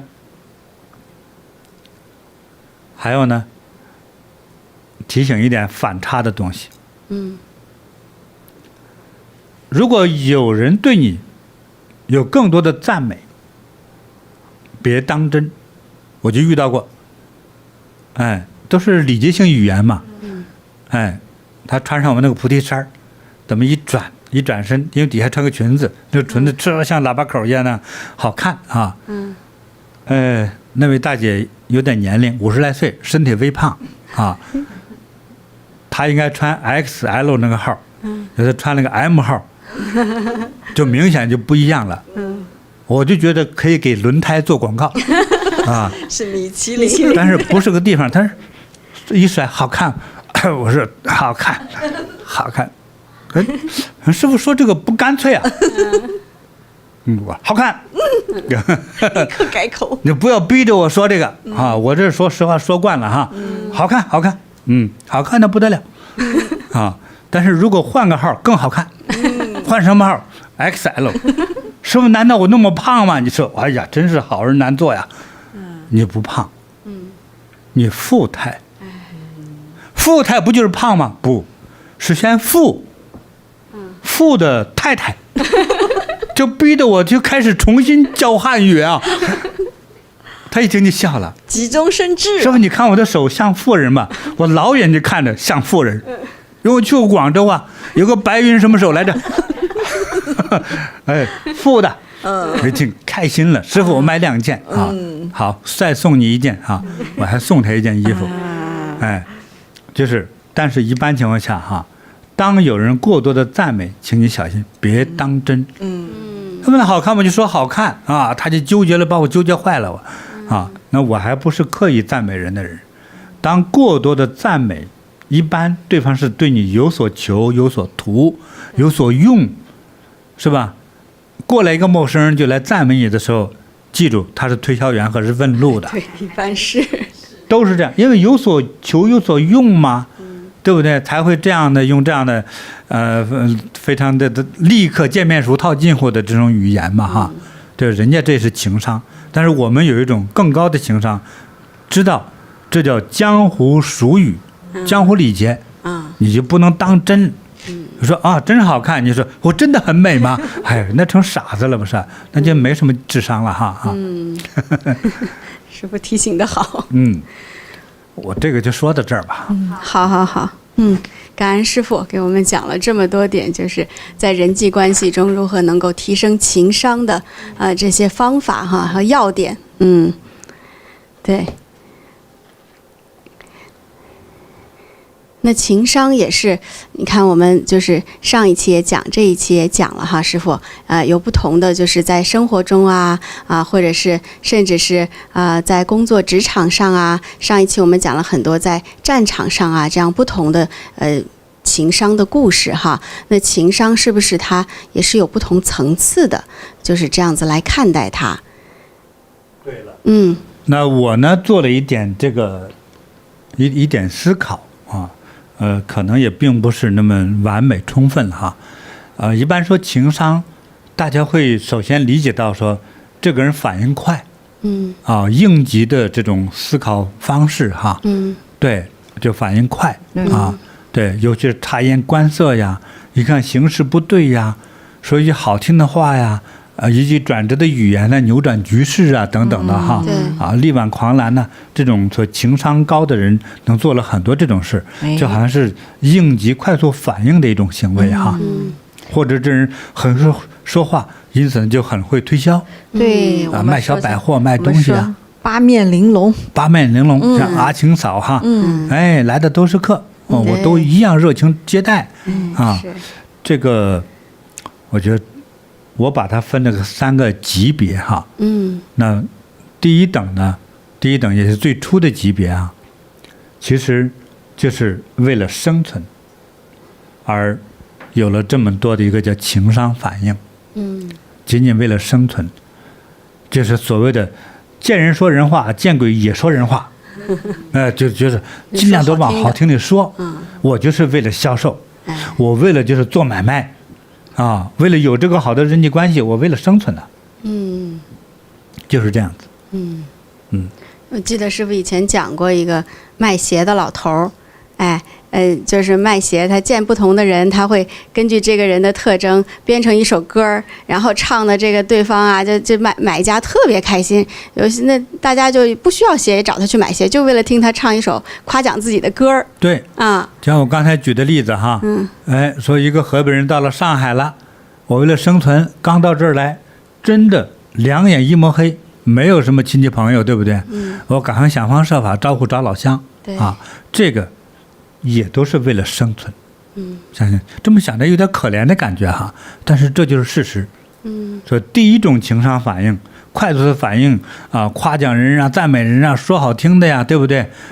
等等的，都是为了让自己解决一个生活问题，就是为了生存那么第2个级别呢，就是让自己能够活得更好，或者叫锦上添花。就是我已经。有房有车，收入还不错，但是我还是有这个，就是我自己的能力和这个情商智慧，我还是有可以再提升的空间。对对对，其实我可以做得更好。就像我们今天故事当中那个艾丽，对，她就是这样的好例子。所以呢，我还有很多自己觉得还是有很大的能量还没有被开发利用的，我还可以提升我，对不对？所以到了不同阶段的时候，那你不是说我今天找到工作了，温饱解决了，房子也买了，所以我开始见人就不搭理了嘛？那又变成一下变得一点情商都没了，变成傻子了，对不对？所以不但是这样，我还能，比如说我从打工，我还慢慢变成管理者，对不对？别人 hold 不住的人，我 hold 得住。别人干不了的项目，我一个人可以搞得定，因为我能带一个团队，对不对？就是这样子。从古代现在都特别多，有些人说最多能带100个人，有些人最多带7个人，你像中国军队，我们讲那个班长就带7到10来个吧，哈，最多就是10几个嘛，那排长就30几个，那连长100多个，那营长的话可能700多个。是吧？就各个层次的这个军官呢，就带不同数量的这个士兵嘛，哈，对，所以你的官职越大呢，带的兵就越多。像一个当时中国军区司令员的话，可能一带10来万人呢，就若干个这个军事的机构哈，都让他带的，就是，所以这个每个人的智慧它是有差别的哈。所以当我们这个温饱问题解决了，我其实还有能力，我还可以做得更好，我可以提升我的工作效率，把我自己的各种的能力尽量施展出来的时候，这个时候其实也不一定他有更大的某种追求哈，但是他觉得自己还有能力再继续提升与释放，所以让自己锦上添花，活得更好，这是第2种情商。那么我所讲的第3种呢，就是比较高级的情商，叫大情商。凡是一旦大到一定程度的时候，我们通常不太好表达，不太好表达是一种什么样的状态通常我所理解的呢，比如说有一个非常博大的人生追求，非常高尚的人生追求，甚至是不但追求，还觉得自己这一辈子就为这件事来的。有使命的。对，我曾经见过一个修鞋的，他夫妻俩一人一个担子，就是修鞋，修鞋过了2年之后，又有个年轻的跟着他，我说谁？这是他儿子，怎么全家都修鞋？说他就过，也许是开玩笑吧。他说我们家的命就是修鞋，也许他是有点自嘲的感觉哈。但是人找到自己使命感的时候，你做这个事情就没有觉得被侮辱被诽谤或者见不得人，对不对？反而觉得我干得好，你看别人修的鞋不如我修的好，你反而有荣耀感，对不对？或者我是一个小学校长，你看别人管的不如我管的好，因为我有一种使命感，我就是为了管孩子而生的。你看你就干这个小学校长，就干得特别津津乐道，又开心又健康，对吧？对，所以一种使命感，所以他是有情商的，但是他的情商表现和前2种境界就不一样。那是不是可以理解成是成就特别高的、特别成功的人士？比方说，我们觉得像比尔盖茨像这种伟大的这些真的人士真的是事业，应该说真的是一个伟大的事业的话，他们情商也确实高哈。就看过他们很多的这种演讲和采访对，所以跟这些主持人的对答的时候，你经常会觉得他答的怎么那么好，那么会说话，表达的特别好，是不是？而且他也是一个，看他们做那个新产品的发布会的时候，介绍这些新产品的特性的时候，哇，你这个觉得他哪像一个技术工作者，你感觉他就是一个最会销售的这种老板。没错，但是呢，他们这种人呢，就可能不像最初级的推销员见面熟那样普通的拉一个关系，这些完全都是在他的大智慧里头的一个小点而已，这些他都懂，但是并不代表他擅长，也许他做就做个大的，你想不到的大，比如说像我用的这个手机呢，也是这个 iPhone 苹果的手机它前头那个他的 CEO 已经往生的那个叫 Jobs 乔布斯对，那他你们觉得他情商高不高？哎呦，师傅，我觉得这个乔布斯如果论情商，我还有我的保留意见哈。比如说，我是经常看到这些报道当中说，他在他的公司里，那真的是虽然是 CEO， 这说一不二，那绝对的我们能理解啊，是老板，但是他讲话太刻薄、尖刻，然后对待的同事经常是用咆哮的方式来沟通的。反正这个我倒是经常看到有报道，包括他的传记里，还有包括他对他的有的一个跟前女友生的一个孩子，那个也是非常的不尽情人意的。所以我感觉这个乔布斯真的不像一个情商高的人、会说话的人哈。但是他的事业倒是真的可以用非常成功、伟大来形容。这个有点矛盾吧？如果讲会说话哈啊，你找个每个脱口秀的一个演员啊，真的会说话啊，那会说，见人说人话，见鬼说鬼话，对不对？是。他能做出这么好的手机来吗？不会，做不出来。说如果一个人他的能量全用在了社交上去的时候，还能做什么科研和产品呢？那确实不能。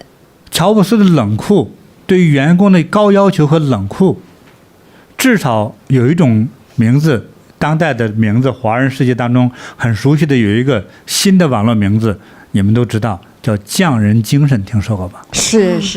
匠人精神来自于日本的书，对不对？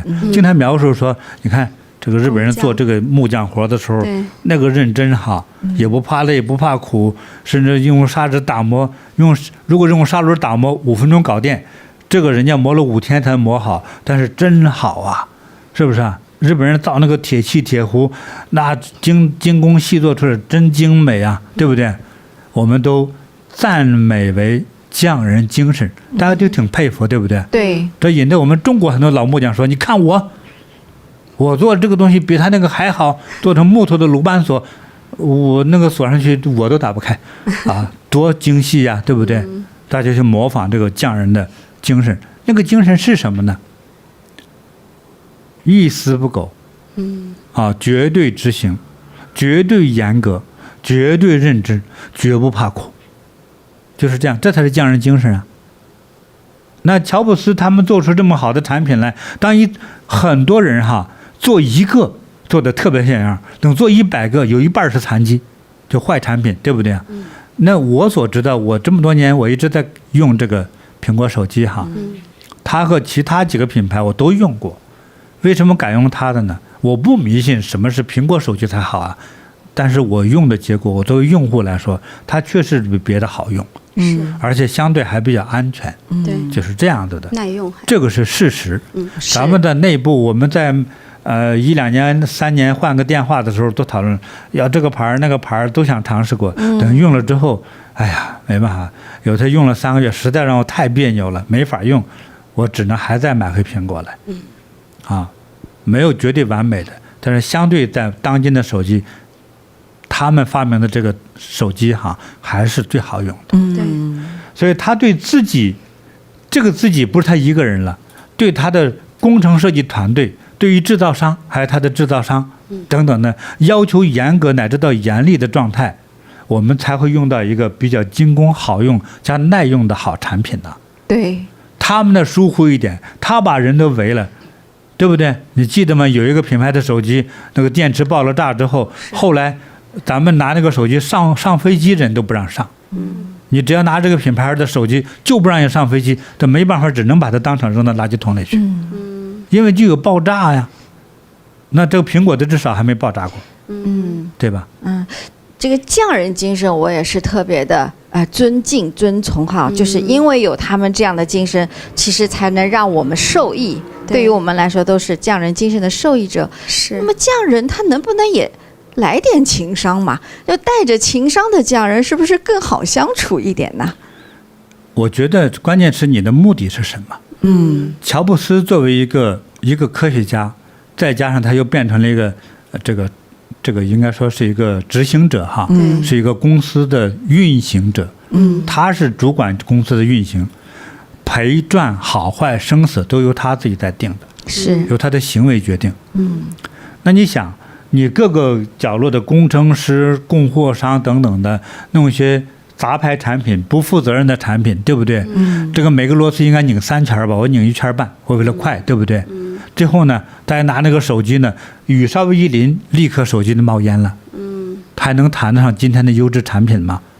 所以他作为一个匠人精神的这一个好的老板，他一定要对他和他所有的员工，就是要求严格，对内严啊，才有可能生产出好的产品来。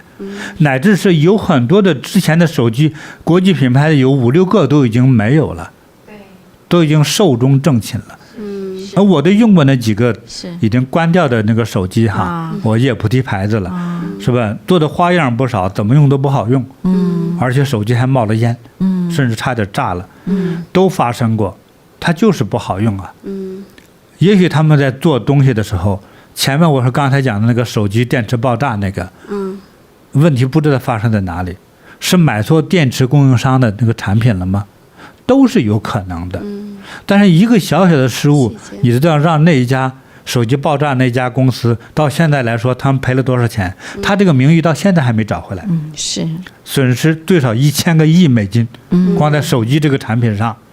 而且今天因为前车之鉴爆炸的这个事情，很多人还是提心吊胆，不敢买它的。心有余悸。我看到他卖那个折叠手机还挺好玩，我就好几次走进那个店，最后我还是走出来了，没敢买。再爆炸了呢？这还是会有阴影的影响。你在脸上正在打着电话，啪爆了，耳朵给炸聋毁了容呢，都让你觉得有点说出来有点恐怖哈，但事实上真爆炸过呀，对不对？所以它一个事情中，它的影响呢至少是10年。乃至12年，乃至这一次爆炸让整个公司全垮掉啊！好几个手机品牌的那个公司现在已经黄了呀，都没有了呀。对。所以有这么多的设计程序、供货程序、组装程序到销售程序，不严格一点的话，哪有一个好质量的这个产品呢？当产品质量不能保障的话，这个公司还有吗？所以乔布斯他的责任就是一定要把这样的一个好的这样一个产品哈，要安安全全的保障了他所有的最安全的技术指标，就送到客户手里去。他要做到这一点，也因此他遇上对公司不负责任的员工开走，就是你一直拿工资还拿高工资，就是永远设计不出公司能要的产品来把你开走。那你说这是不慈悲？请记住，企业家不是佛，不是菩萨，对不对？如果养这些只拿工资而干不出活来的人的话，那关键是苹果公司能撑几年呢？对，他自己就黄了。是光养一些没有用的人才啊，这公司废了，养不起的，而且也不符合于人类的自然法则。是。所以我觉得乔布斯做的是对的，他不是没情商，他是有大情商。小情哈，小情遮智慧。小情小爱的人哈，专注于小情小爱的人，就容易失去他的本业和他的正直乃至最大的那种成就，知道吗？因为当然前头明代有几个皇帝躲在后宫里做木匠活，说木匠活做的一流的，皇帝做成是最后一流的，对不对？这样是一个大太监魏忠贤把整个国家所有的权力全部集中在一个太监手里头。这我觉得朱元璋如果活过来的话，非把他的孙子给掐死不可。气死了！这什么东西？对不对啊？你还是什么玩意儿？你还当着皇帝的名字，你整天做木匠，对不对？正业。咱不说别的，老子都能灭了你，是吧？那还有那小皇帝不务正业，天天在后宫上修炼，在那玩女人，那你不是个皇帝呀？你不是来管理这个国家，你为什么做那个皇帝呢？又是，对不对？就抛给人张居正去管理。人管的时候，他总觉得还总吃醋，怎么群臣都听你的？哎呀，是吧？那谁让你不管呢？你27年没露过面，对吧？所以很多的这个事情吧，就是说人在其位必谋其政。所以这样的人呢，这种一个级别的这个情商呢，是因为他的超大的追求，超高尚的责任感，而且是他以这个超好的一种叫使命。乔布斯这个人他有个使命，你们应该都知道嘛。他说我做出最好的手机和电子产品来服务众生。对，他最早的时候年轻的时候啊，他和所有的年轻人一样，也调皮过，也疯狂过，也反叛过，最后溜达到印度去了。到了印度才发现很多人拿个棍儿前头摸个尖儿，在地上咚插个眼儿，完了之后弄几颗米扔进去，这播种。美国呢都已经超过了70年的用机器在耕种，印度还拿个棍子戳个眼儿，说这像猴在播种一样，说反而刺激了他，说我一定要想方设法改变这个世界哈，把很多的人工解放出来，让这个世界变得生产更有效率，是，人们更省事儿。对，不管这个道理对不对，但是他觉得这是他的责任，人生的唯一的一个追求。所以他的那个成就，他的那个所谓的情商，我觉得哈，不能用情商的好坏来衡量他，反而是个大智慧。超越了情商了。对，因为他这样追求的人，他没必要像一个普通卖菜的、卖鞋的，说一定要来一个人就赞美你，就是为了卖鞋卖菜，对不对？是不用去迎合每个人了。没错了，远远超越了这个部分，对吧？那中国有一位那个做玻璃的超级大企业家哈，我忘记他的名字，也不用查了。他是全世界制造汽车玻璃，他占了一半。这个人有一天有个视频，他自己就说，那么多人来开会，到他那个公司里开会哈，又有官员，又有很多著名的商人。他饿了，他说我饿了，拿我的饭盒来，拿下啪啪就吃。他说我终于活到了我吃饭不需用看别人脸色的时候了，就活到自在的状态。因为这企业非常庞大了。那过去呢，他可能就是普通的一个小厂长，一个推销员，到哪里都要去阿谀奉承，看别人的脸色，对不对？你可以理解到什么叫情商，什么叫大智慧。太受教了，心中的愿望和追求。对，所以有这个，那也有人说我呢会开玩笑，还是我呢到公司里头，我总是买小礼品和请大家吃饭，我总是围着所有的人。我告诉你，这种为人还不如不为。没有一个人哈，我举一个例子哈，如果你们家保姆你过生日的时候，送你一个手机或送你一个蛋糕之类的，从此之后你跟着保姆到别人家打扫卫生吗？不去，肯定不会，对不对？不会。但是跟一个老板说走，我们去参加一次国际交易会，你去不去？去。老板说我给你出机票。而且如果买门票$2000一张，都是我送给你的，还住高级旅馆，去不去？去。为啥呢？让我开眼界啊。对。因为人喜欢追求的是比我高的，对，绝不会追比我低的，往高走的。明白了哈？所有人不用问，都是自然这个规律，对不对？对。所以你的境界、你的身份、你的财富、你的能力都比较低的话，为人也白为。但是为总比不为好。比如说同乡的概念这个事儿哈，毕竟有一个熟悉的感觉哈。说从低的境界这样混没有错。但是从这样的更高的境界来说，没必要去用这种小恩小惠的小社交的手段去做那样的一个人，去迎合他人。所以我们说情商分3个境界，这是就我讲的最后一个境界。真的好。对，还听我讲吗？听啊，想听。时间有点紧了哈，所以已经快这个2个小时了哈。再讲讲，师傅，再讲讲。网友还听吗？听。有一个哈非常了不起的人物，在中国历史上就是汉朝，就是公元2000年前了，到现在2000年，汉朝的创立者刘邦，刘皇帝哈，他当年的和另外一个超级竞争者，大富豪啊，大军官项羽，这2个人进行竞争的过程之中，我们也讲哈，对这个项羽就是他的刘邦的竞争者项羽，他是之前一个小国的这个国君的后代。前面交代一下历史啊，在汉朝之前是被秦始皇都给把7国灭掉了，统一建立一个国家。所以秦始皇也不简单哈，把这个持续了将近800年到1000年之久的这样一个混乱的时代，就变成了一个国。但是大家呢又不习惯一个国，说过去我们在这个做国王、做太子都习惯了，这今天我们都听你一个人的，我就不习惯，要造反，造反又打不过秦始皇，但内心不平，对不对？所以等秦始皇死了之后，他儿子接了班之后，大家觉得他儿子不如秦始皇厉害，我们就造反，慢慢才有了各种起义军。刘邦这也是一个，项羽也是一个。但是呢，刘邦的背景呢，就是一个乡下的一个村里的治安主任。村里的治安主任，就是因为我很流氓，因为我很能打架，所以打不过我，我才管治安。所以我要出来喊，谁都不敢打架。哎，我要捉贼，其实我比贼还厉害，贼也不敢到这偷东西，就是这么一个人，啊，就是反正好的坏的他都会，就一大堆，对，一般就成为一个类似于一个街头市侩流氓混混，他属于这么个级别的人。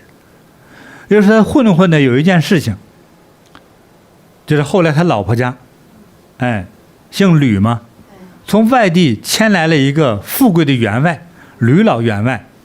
吕老员外为了到了这个县城来之后，先认识大家做社交，啊，就是吕老员外要过60大寿，啊，所以招呼说，当地的名人哈都到我家来过寿，但也做了一个很低级的要求，说你必须带礼物来，而先登记礼物，说低于多少钱别进来，而且分了几个阶段，当比如说给钱，比如说2000块钱以上的，坐在东边那个屋里，那边吃的都是好吃的，啊，这个如果给的2000块钱以下到1000块钱左右，坐到西边去，哎，就是有这么个级别。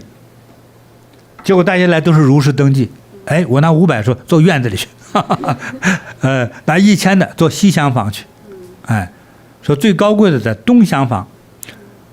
就刘邦那时候混子啊，就是村里头的治安主任，啊，可能牵那个狗啊什么之类的，弄个刺猬就来了，啊，一身破烂打扮，啊，露着一口大黄牙啊，哎说，哎你是谁呀？说我是刘邦，你带了礼物钱财呢？说记账吧，我带了1万个1万个大钱，1万个，在哪呢？说你先记上账吧。说既然带1万的，这已经超标了，做东厢房。这后来历史上为什么有个叫东什么快婿，就住东厢房的，后来就是姑爷一定要坐东侧，就有了这个典故。我忘记怎么说来着。东衬还是什么？我来查一查。就从那个开始的。哎，满嘴胡说八道的一个人，说你看刘邦很真实吧哈，就这么一个混子级别的人，就是一个普通百姓了，也是开口就能够胡说八道，所以他的公关能力如何，他的情商反应如何？哎，那一流啊！啊，虽然没拿钱，一样吃猪腿是吧？对。哎，对，吃好吃的，绝不落于人后，是，对不对？虽然撒了个谎，所以说这个是人品和境界。反应力还有胆识，对不对？愣在人吃着饭1个钱没有，还说拿1万。哎，是。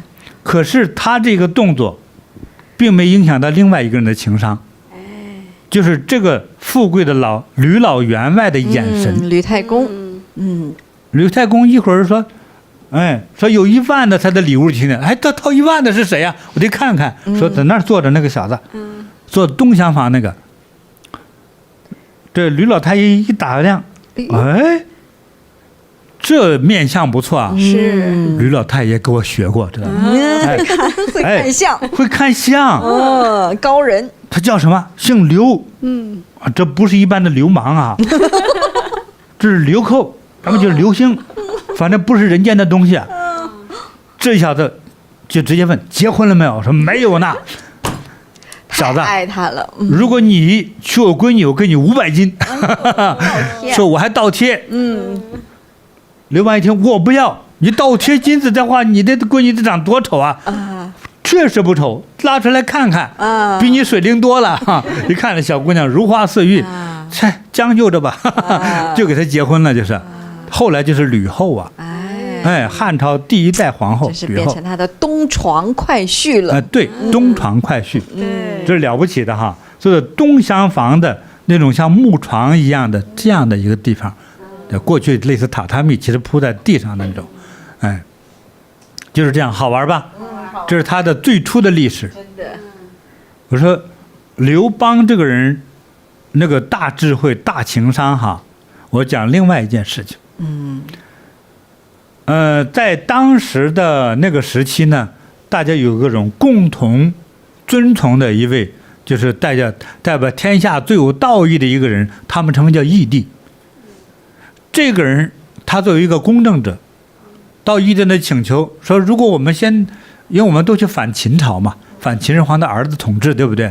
说他们太严暴了，太对百姓太伤害了，太残酷了，太残忍了，所以我们反对他呀。咸阳是他们的首都，今天中国的陕西省西安市的旁边就是咸阳市，大约就那个地址，那是他的皇宫所在地。在义帝面前，这个刘邦和项羽就约定了，说你们谁能将来当王我不知道，但是这么着好不好？谁先进了咸阳城，谁就当王，这谁就先被封王。你们俩不是造反派吗？说，这个也可以啊，还算公平，就好吧。结果还是这个刘邦先打入了咸阳城，他很快就打进去了。打进咸阳城之后，发生这么件事儿。一看那皇宫啊，说的真是特别漂亮，很多巨大的木头，雕刻的石头，就雕梁画栋啊。那造了很多年才造好的，太大富大贵了，一个像神仙那种住宅一样哈，太美了。刘邦哪见过这个啊？他这个乡巴佬在农村里混的，第一次进首都，见到皇宫，但是更不能见的是皇宫里面的美人哈。3000佳丽，一个比一个漂亮，一个赛一个，看得眼花缭乱，说一个比一个美，怎么这么漂亮呢？他有这么多的军人，对不对？就像一个超级造反皇帝一样，本来就是农民加流氓出身嘛。这个手下说：“你们先回去吧，哥哥我要陪他们啊，今晚上我就住皇宫了，哈哈，不走了，你们先走吧啊！哥哥我在这快乐一下。”结果他手下有个谋士，还记得叫张啥吗？张良。张良，这个人哈是汉朝超级大功臣。张良呢和他也不见外，是真保他呀。张良立刻就拽他的袖子，大哥，你这不对吧？咱们打进来反秦家儿子，反秦始皇，不就是他暴政吗？愚辱百姓，修那么漂亮的皇宫，对不对？抓那么多美人进来，不这都是他的罪证吗？可是这会儿你进来，你要进来你不出去了，你不等于是下一个秦始皇吗？你让大家都打你吗？刘邦就对呀，老弟你说的对呀，那怎么办呢？我确实不想走，说不想走也得走，是不是？你这样的大家全来打我们跟你造反都错了，我都看错人了。但是我认为你不是那样的人。刘邦一听，我确实不是那样的人，忍痛的美人们再见了，就走了。还是很有觉悟的。所有的荣华富贵不是不吸引人，谁都会被吸引，对不对？说我们打仗努力半天干嘛呀？对不对啊？不就是吃好点、住好点、用好点、娶得漂亮一点吗？可是今天有这么到手的好东西啊，就是我就不能享用。但是你必须得走。刘邦也说好吧。那你们想想，为啥刘邦同意谋士的建议要离开呢？为啥呀，师父？他有更大的志向。我要推翻过去这个旧皇帝的暴政，不合理的统治，残酷的统治，我要推倒他。我也不要为了自己的某种欲望、儿女私情而忘掉自己这个伟大的愿望。所以张良你说的对，老子忍了，撤，撤到一个地方叫垓下，一退就60里，而不能侵扰这个市里的任何百姓，所以他带的兵，老百姓都特别敬仰。所以如果这打入咸阳城，任何杀人者、抢钱者啊、欺负人者，全部砍头，而且都不用商量，逮着就砍了。就是这样，没有一个士兵敢侵扰百姓。所以他说这个军队管得好啊。对，而且所有到了这儿来，一说皇宫里头的美人美玉、黄金钻石多了，对不对？一般都扑进去，这是我的。所有的当兵有权的人都是这样吧？他没有，他走了，撤到一个山沟里去待着去了，啊，还得感谢张良的提醒，谢谢老弟哈，要不然我就犯了作风问题了。好了，没2个月，和他竞赛的人项羽也打进去了，打进咸阳城了。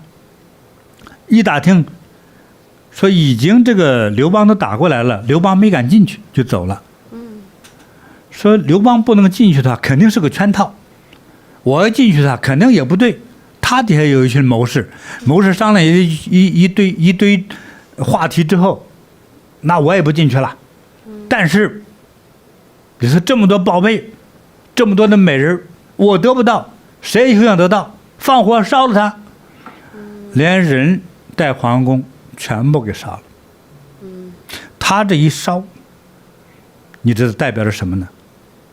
这一烧了之后，当时的中国人没有人不骂项羽。建这个皇宫，啊，这费了无数的老百姓的钱财、人力、生命，民脂民膏，民脂民膏，剥削百姓来的，对不对？可是既然盖成这个房子了之后，你把它烧了干什么呢？你这项羽咋想的呢？就是我得不到的，我就把它废了。所以到后来为什么这个，当然他们后来的打仗胜利也费了一番功夫哈。刘邦最后建立了新的政权，叫做大汉朝，就是中国的汉人汉朝就是从这儿来的哈。为什么他能当了汉朝的皇帝？从天意上来说，那你想这2个人谁的心中更善良一点？还是刘邦啊。对呀，我要成为一个新时期国家的统治者，对不对？那个时候对于君王有这么一个概念，爱民如子，是个有道德的人。虽然说话粗俗，但是办事不粗俗，对不对？哎，是他情商高不高呢？高。你看他的谋臣一提醒，张良说不准进去啊，你这样进去犯了大错了。他为什么不进去？可是项羽蠢在哪里了呢？我得不到，我把它烧了。老百姓想，你是来爱民、来统治人民来了，还是毁灭人民来了呢？这不来毁灭来了吗？是。老天能留他吗？这死于乌江畔啊，那也是他命自己所造的呀，对不对？太狠毒了。什么你是什么贵族之后啊？可内心这么的阴狠呐，对不对？就是里头那些姑娘们爱你个屁事儿啊！这皇宫修得好，这些都是一个建筑物，难道它有罪吗？你为什么把它烧了呀？盖那个房盖了多少年呢？盖了60年，烧的时候烧了3个月。你想多大的工程啊？真是，就叫项羽一把火全烧了。就是我得不到的，谁也别想得到，我烧了它，就光这一项。何况他的军人哈，到了市里头烧杀抢掠，无恶不作。谁抢到是谁的？那还是一个，就像一个就是人民子弟兵嘛。你这些兵都变成那个妖怪了呀，来吃人的呀。百姓会不会反对呀？对，就是这样。所以这样的一个差异，一个是人民的选择，再加上天的选择呢，一定这样的一个大君王，一定选择一个宅心仁厚的人啊，才能成就一个伟大的事业，才能成为一代最具有大德行、大荣耀的帝王，一代大君王。所以中国古代伟大的君王刘邦首屈一指，我会选他是第1名。是，感恩师父。你看这个细节上的差别太哈，精彩了。这个大情商，是吧？是这里有多少的情商与智慧啊？是，真的。你想他的手下，很多人说我今天有几10万兵，啊，我杀人如麻，甚至我杀到我脑子都麻了，我都不会思考了，你还敢劝我？这种好机会来的时候，你不让我去沾光，不让我去享受，我杀了你。很多暴虐的君王哈，连他最聪明的谋臣都给杀了。这个呢，说你说的对，老弟，我忍着我不去。你看这多好啊，多高的情商，对不对？所以这类人是有伟大愿望的人，但是他们的情商不是那种小商小贩的情商，所以这样的人才能成就伟大的事业。我们讲到这时候，我们没那么伟大，但是我们可以向往着伟大。看一个伟大的人是这样做事的，对不对？啊，可能他并没有读过几天书，对不对？可是他心中的情怀是那样的善良。你看，这都是我们要学的，要学习。真的要向他们学习。对，所以这个概念说它是情商，也不是情商，但是它已经超越了情商的概念，而是大智慧。是，受教。对，所以当这个我们在学习这个智慧与情商哈，最后对于我们所有的人来学习来听这一堂课，就人生离不开修行。在这个情商高到一定程度的时候哈，我们在学习之后，慢慢由这种情商的学习，最后变成一种好像在自己内心的世界之中啊，清清淡淡的开出那么一朵象征智慧的花朵。让自己的人生变得更精彩、更高尚、更道德，就更加不虚度此生。我觉得这样的人生才，我觉得非常值得我们去学习和追求。师父讲的太精彩了，感恩师父。对这样的大人物哈，他们在做的这一生的追求，都有很多这种非常了不起的这个大行为。就那句话就是不动则已，动则雷霆万钧；不鸣则已，一鸣惊人；不飞则已，一飞冲天。这讲的里头一个看似了不起的一个小人物，也是在刘邦手下混的，一位军事天才。哪一位呀？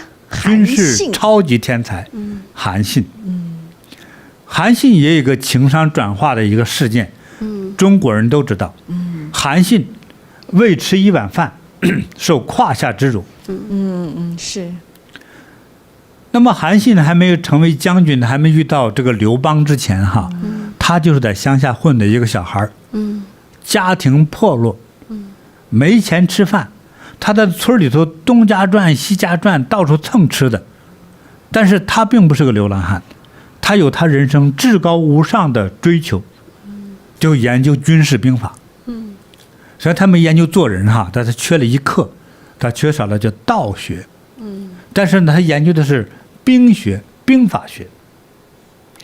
所以他的智慧、智商，要打下那个一个小男孩比他大2岁，说你从我裤裆钻过去，这碗饭就是你的。如果打他并不多难，但是我打了他之后，我们彼此打，甚至在打官司，我还怎么成就我伟大的事业呢？所以他立刻就做出了判断与选择，对不对？为了争面子，好呢，还是争这碗饭让我活下去，成就我伟大事业好呢？他选择了后者，我要活下去，我成就我心中无上荣耀的那个伟大愿望，成为一个军事家，成为一个超级将领。他能给一个普通的小流氓跪下去，钻过他的裤裆吃那一碗饭，我觉得这又是一个高情商、大情商的表现。虽然韩信死的也不光彩哈，成为政治人物没有几个死得光彩的，但是他的军事天赋以及他这些行为都是高情商的表现。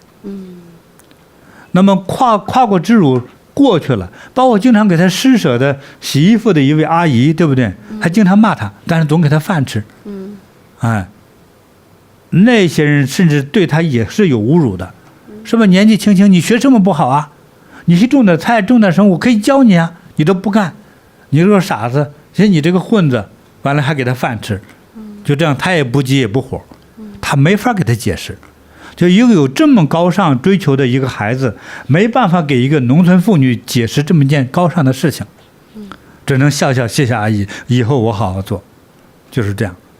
所以后来当了上将军之后啊，他给这位斋祭他的这位阿姨啊，可能用3000两黄金修了一个宫殿，来供养这位阿姨，了不起吧？是知恩图报。对，真是了不起的。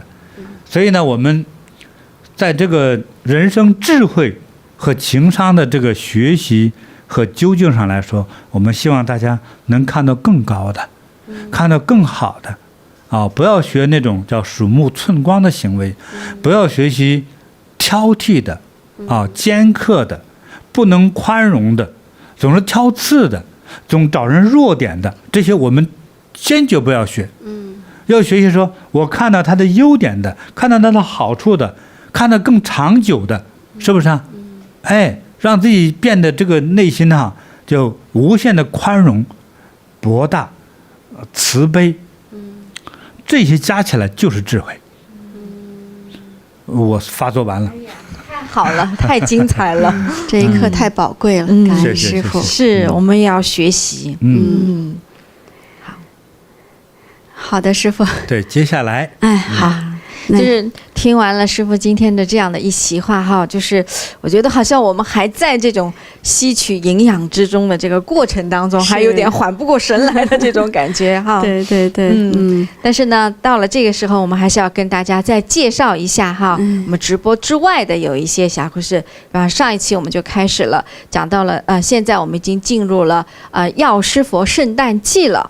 那么在我们的菩提禅修学院网站上，也为大家特别开启了药师圣诞的祈福灯供灯祈福，也有特别优惠的2项，一项祈福的，还有包括是为往生者为他们来祈福，能够祈请药师佛接引到东方琉璃世界的这样一个特别殊胜的安排感恩师父的大慈大悲。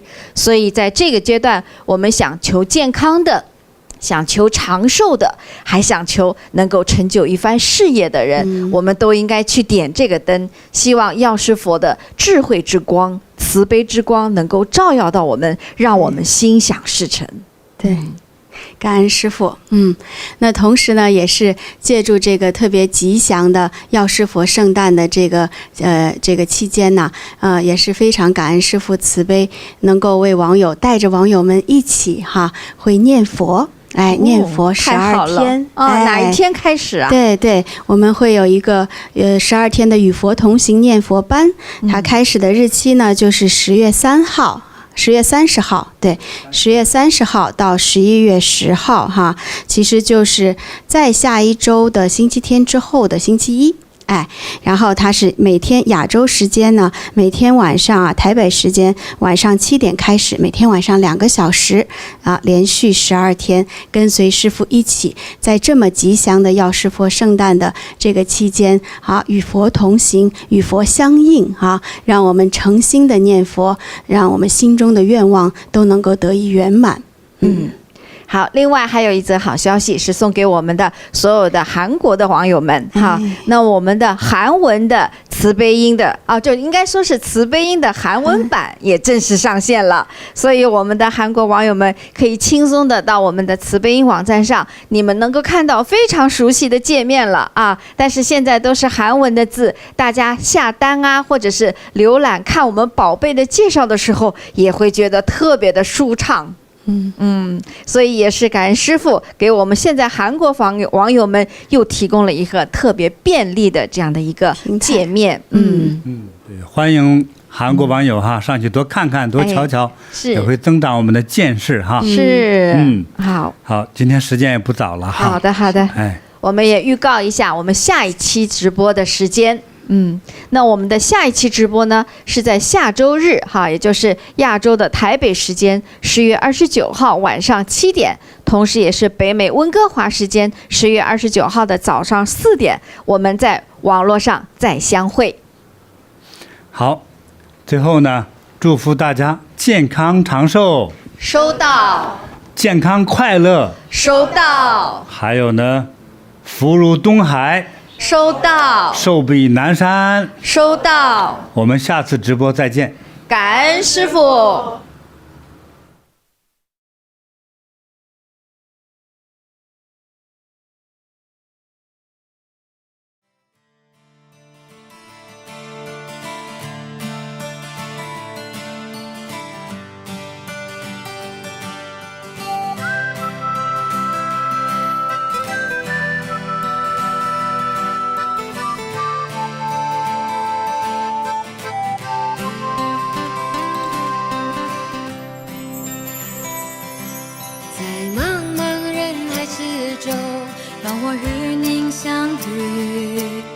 小的红点里，人生就此欢喜。我快乐了，我健康了，我幸福了，我美丽了。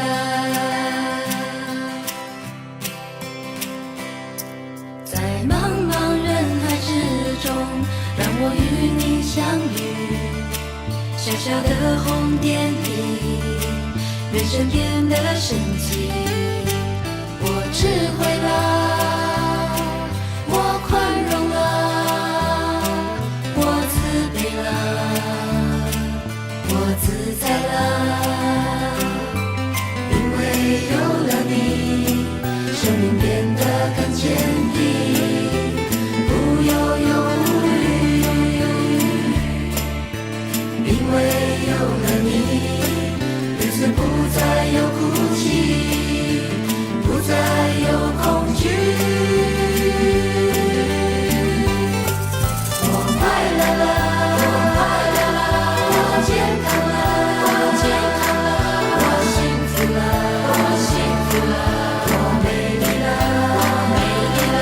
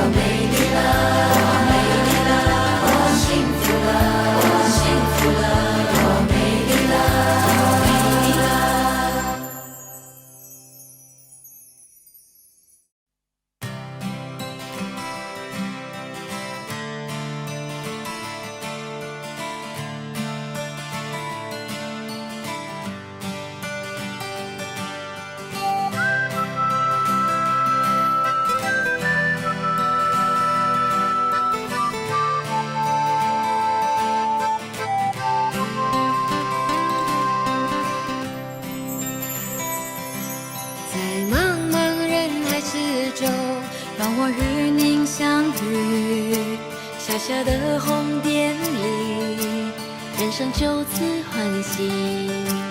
我快乐了，我健康了，我幸福了，我美丽了。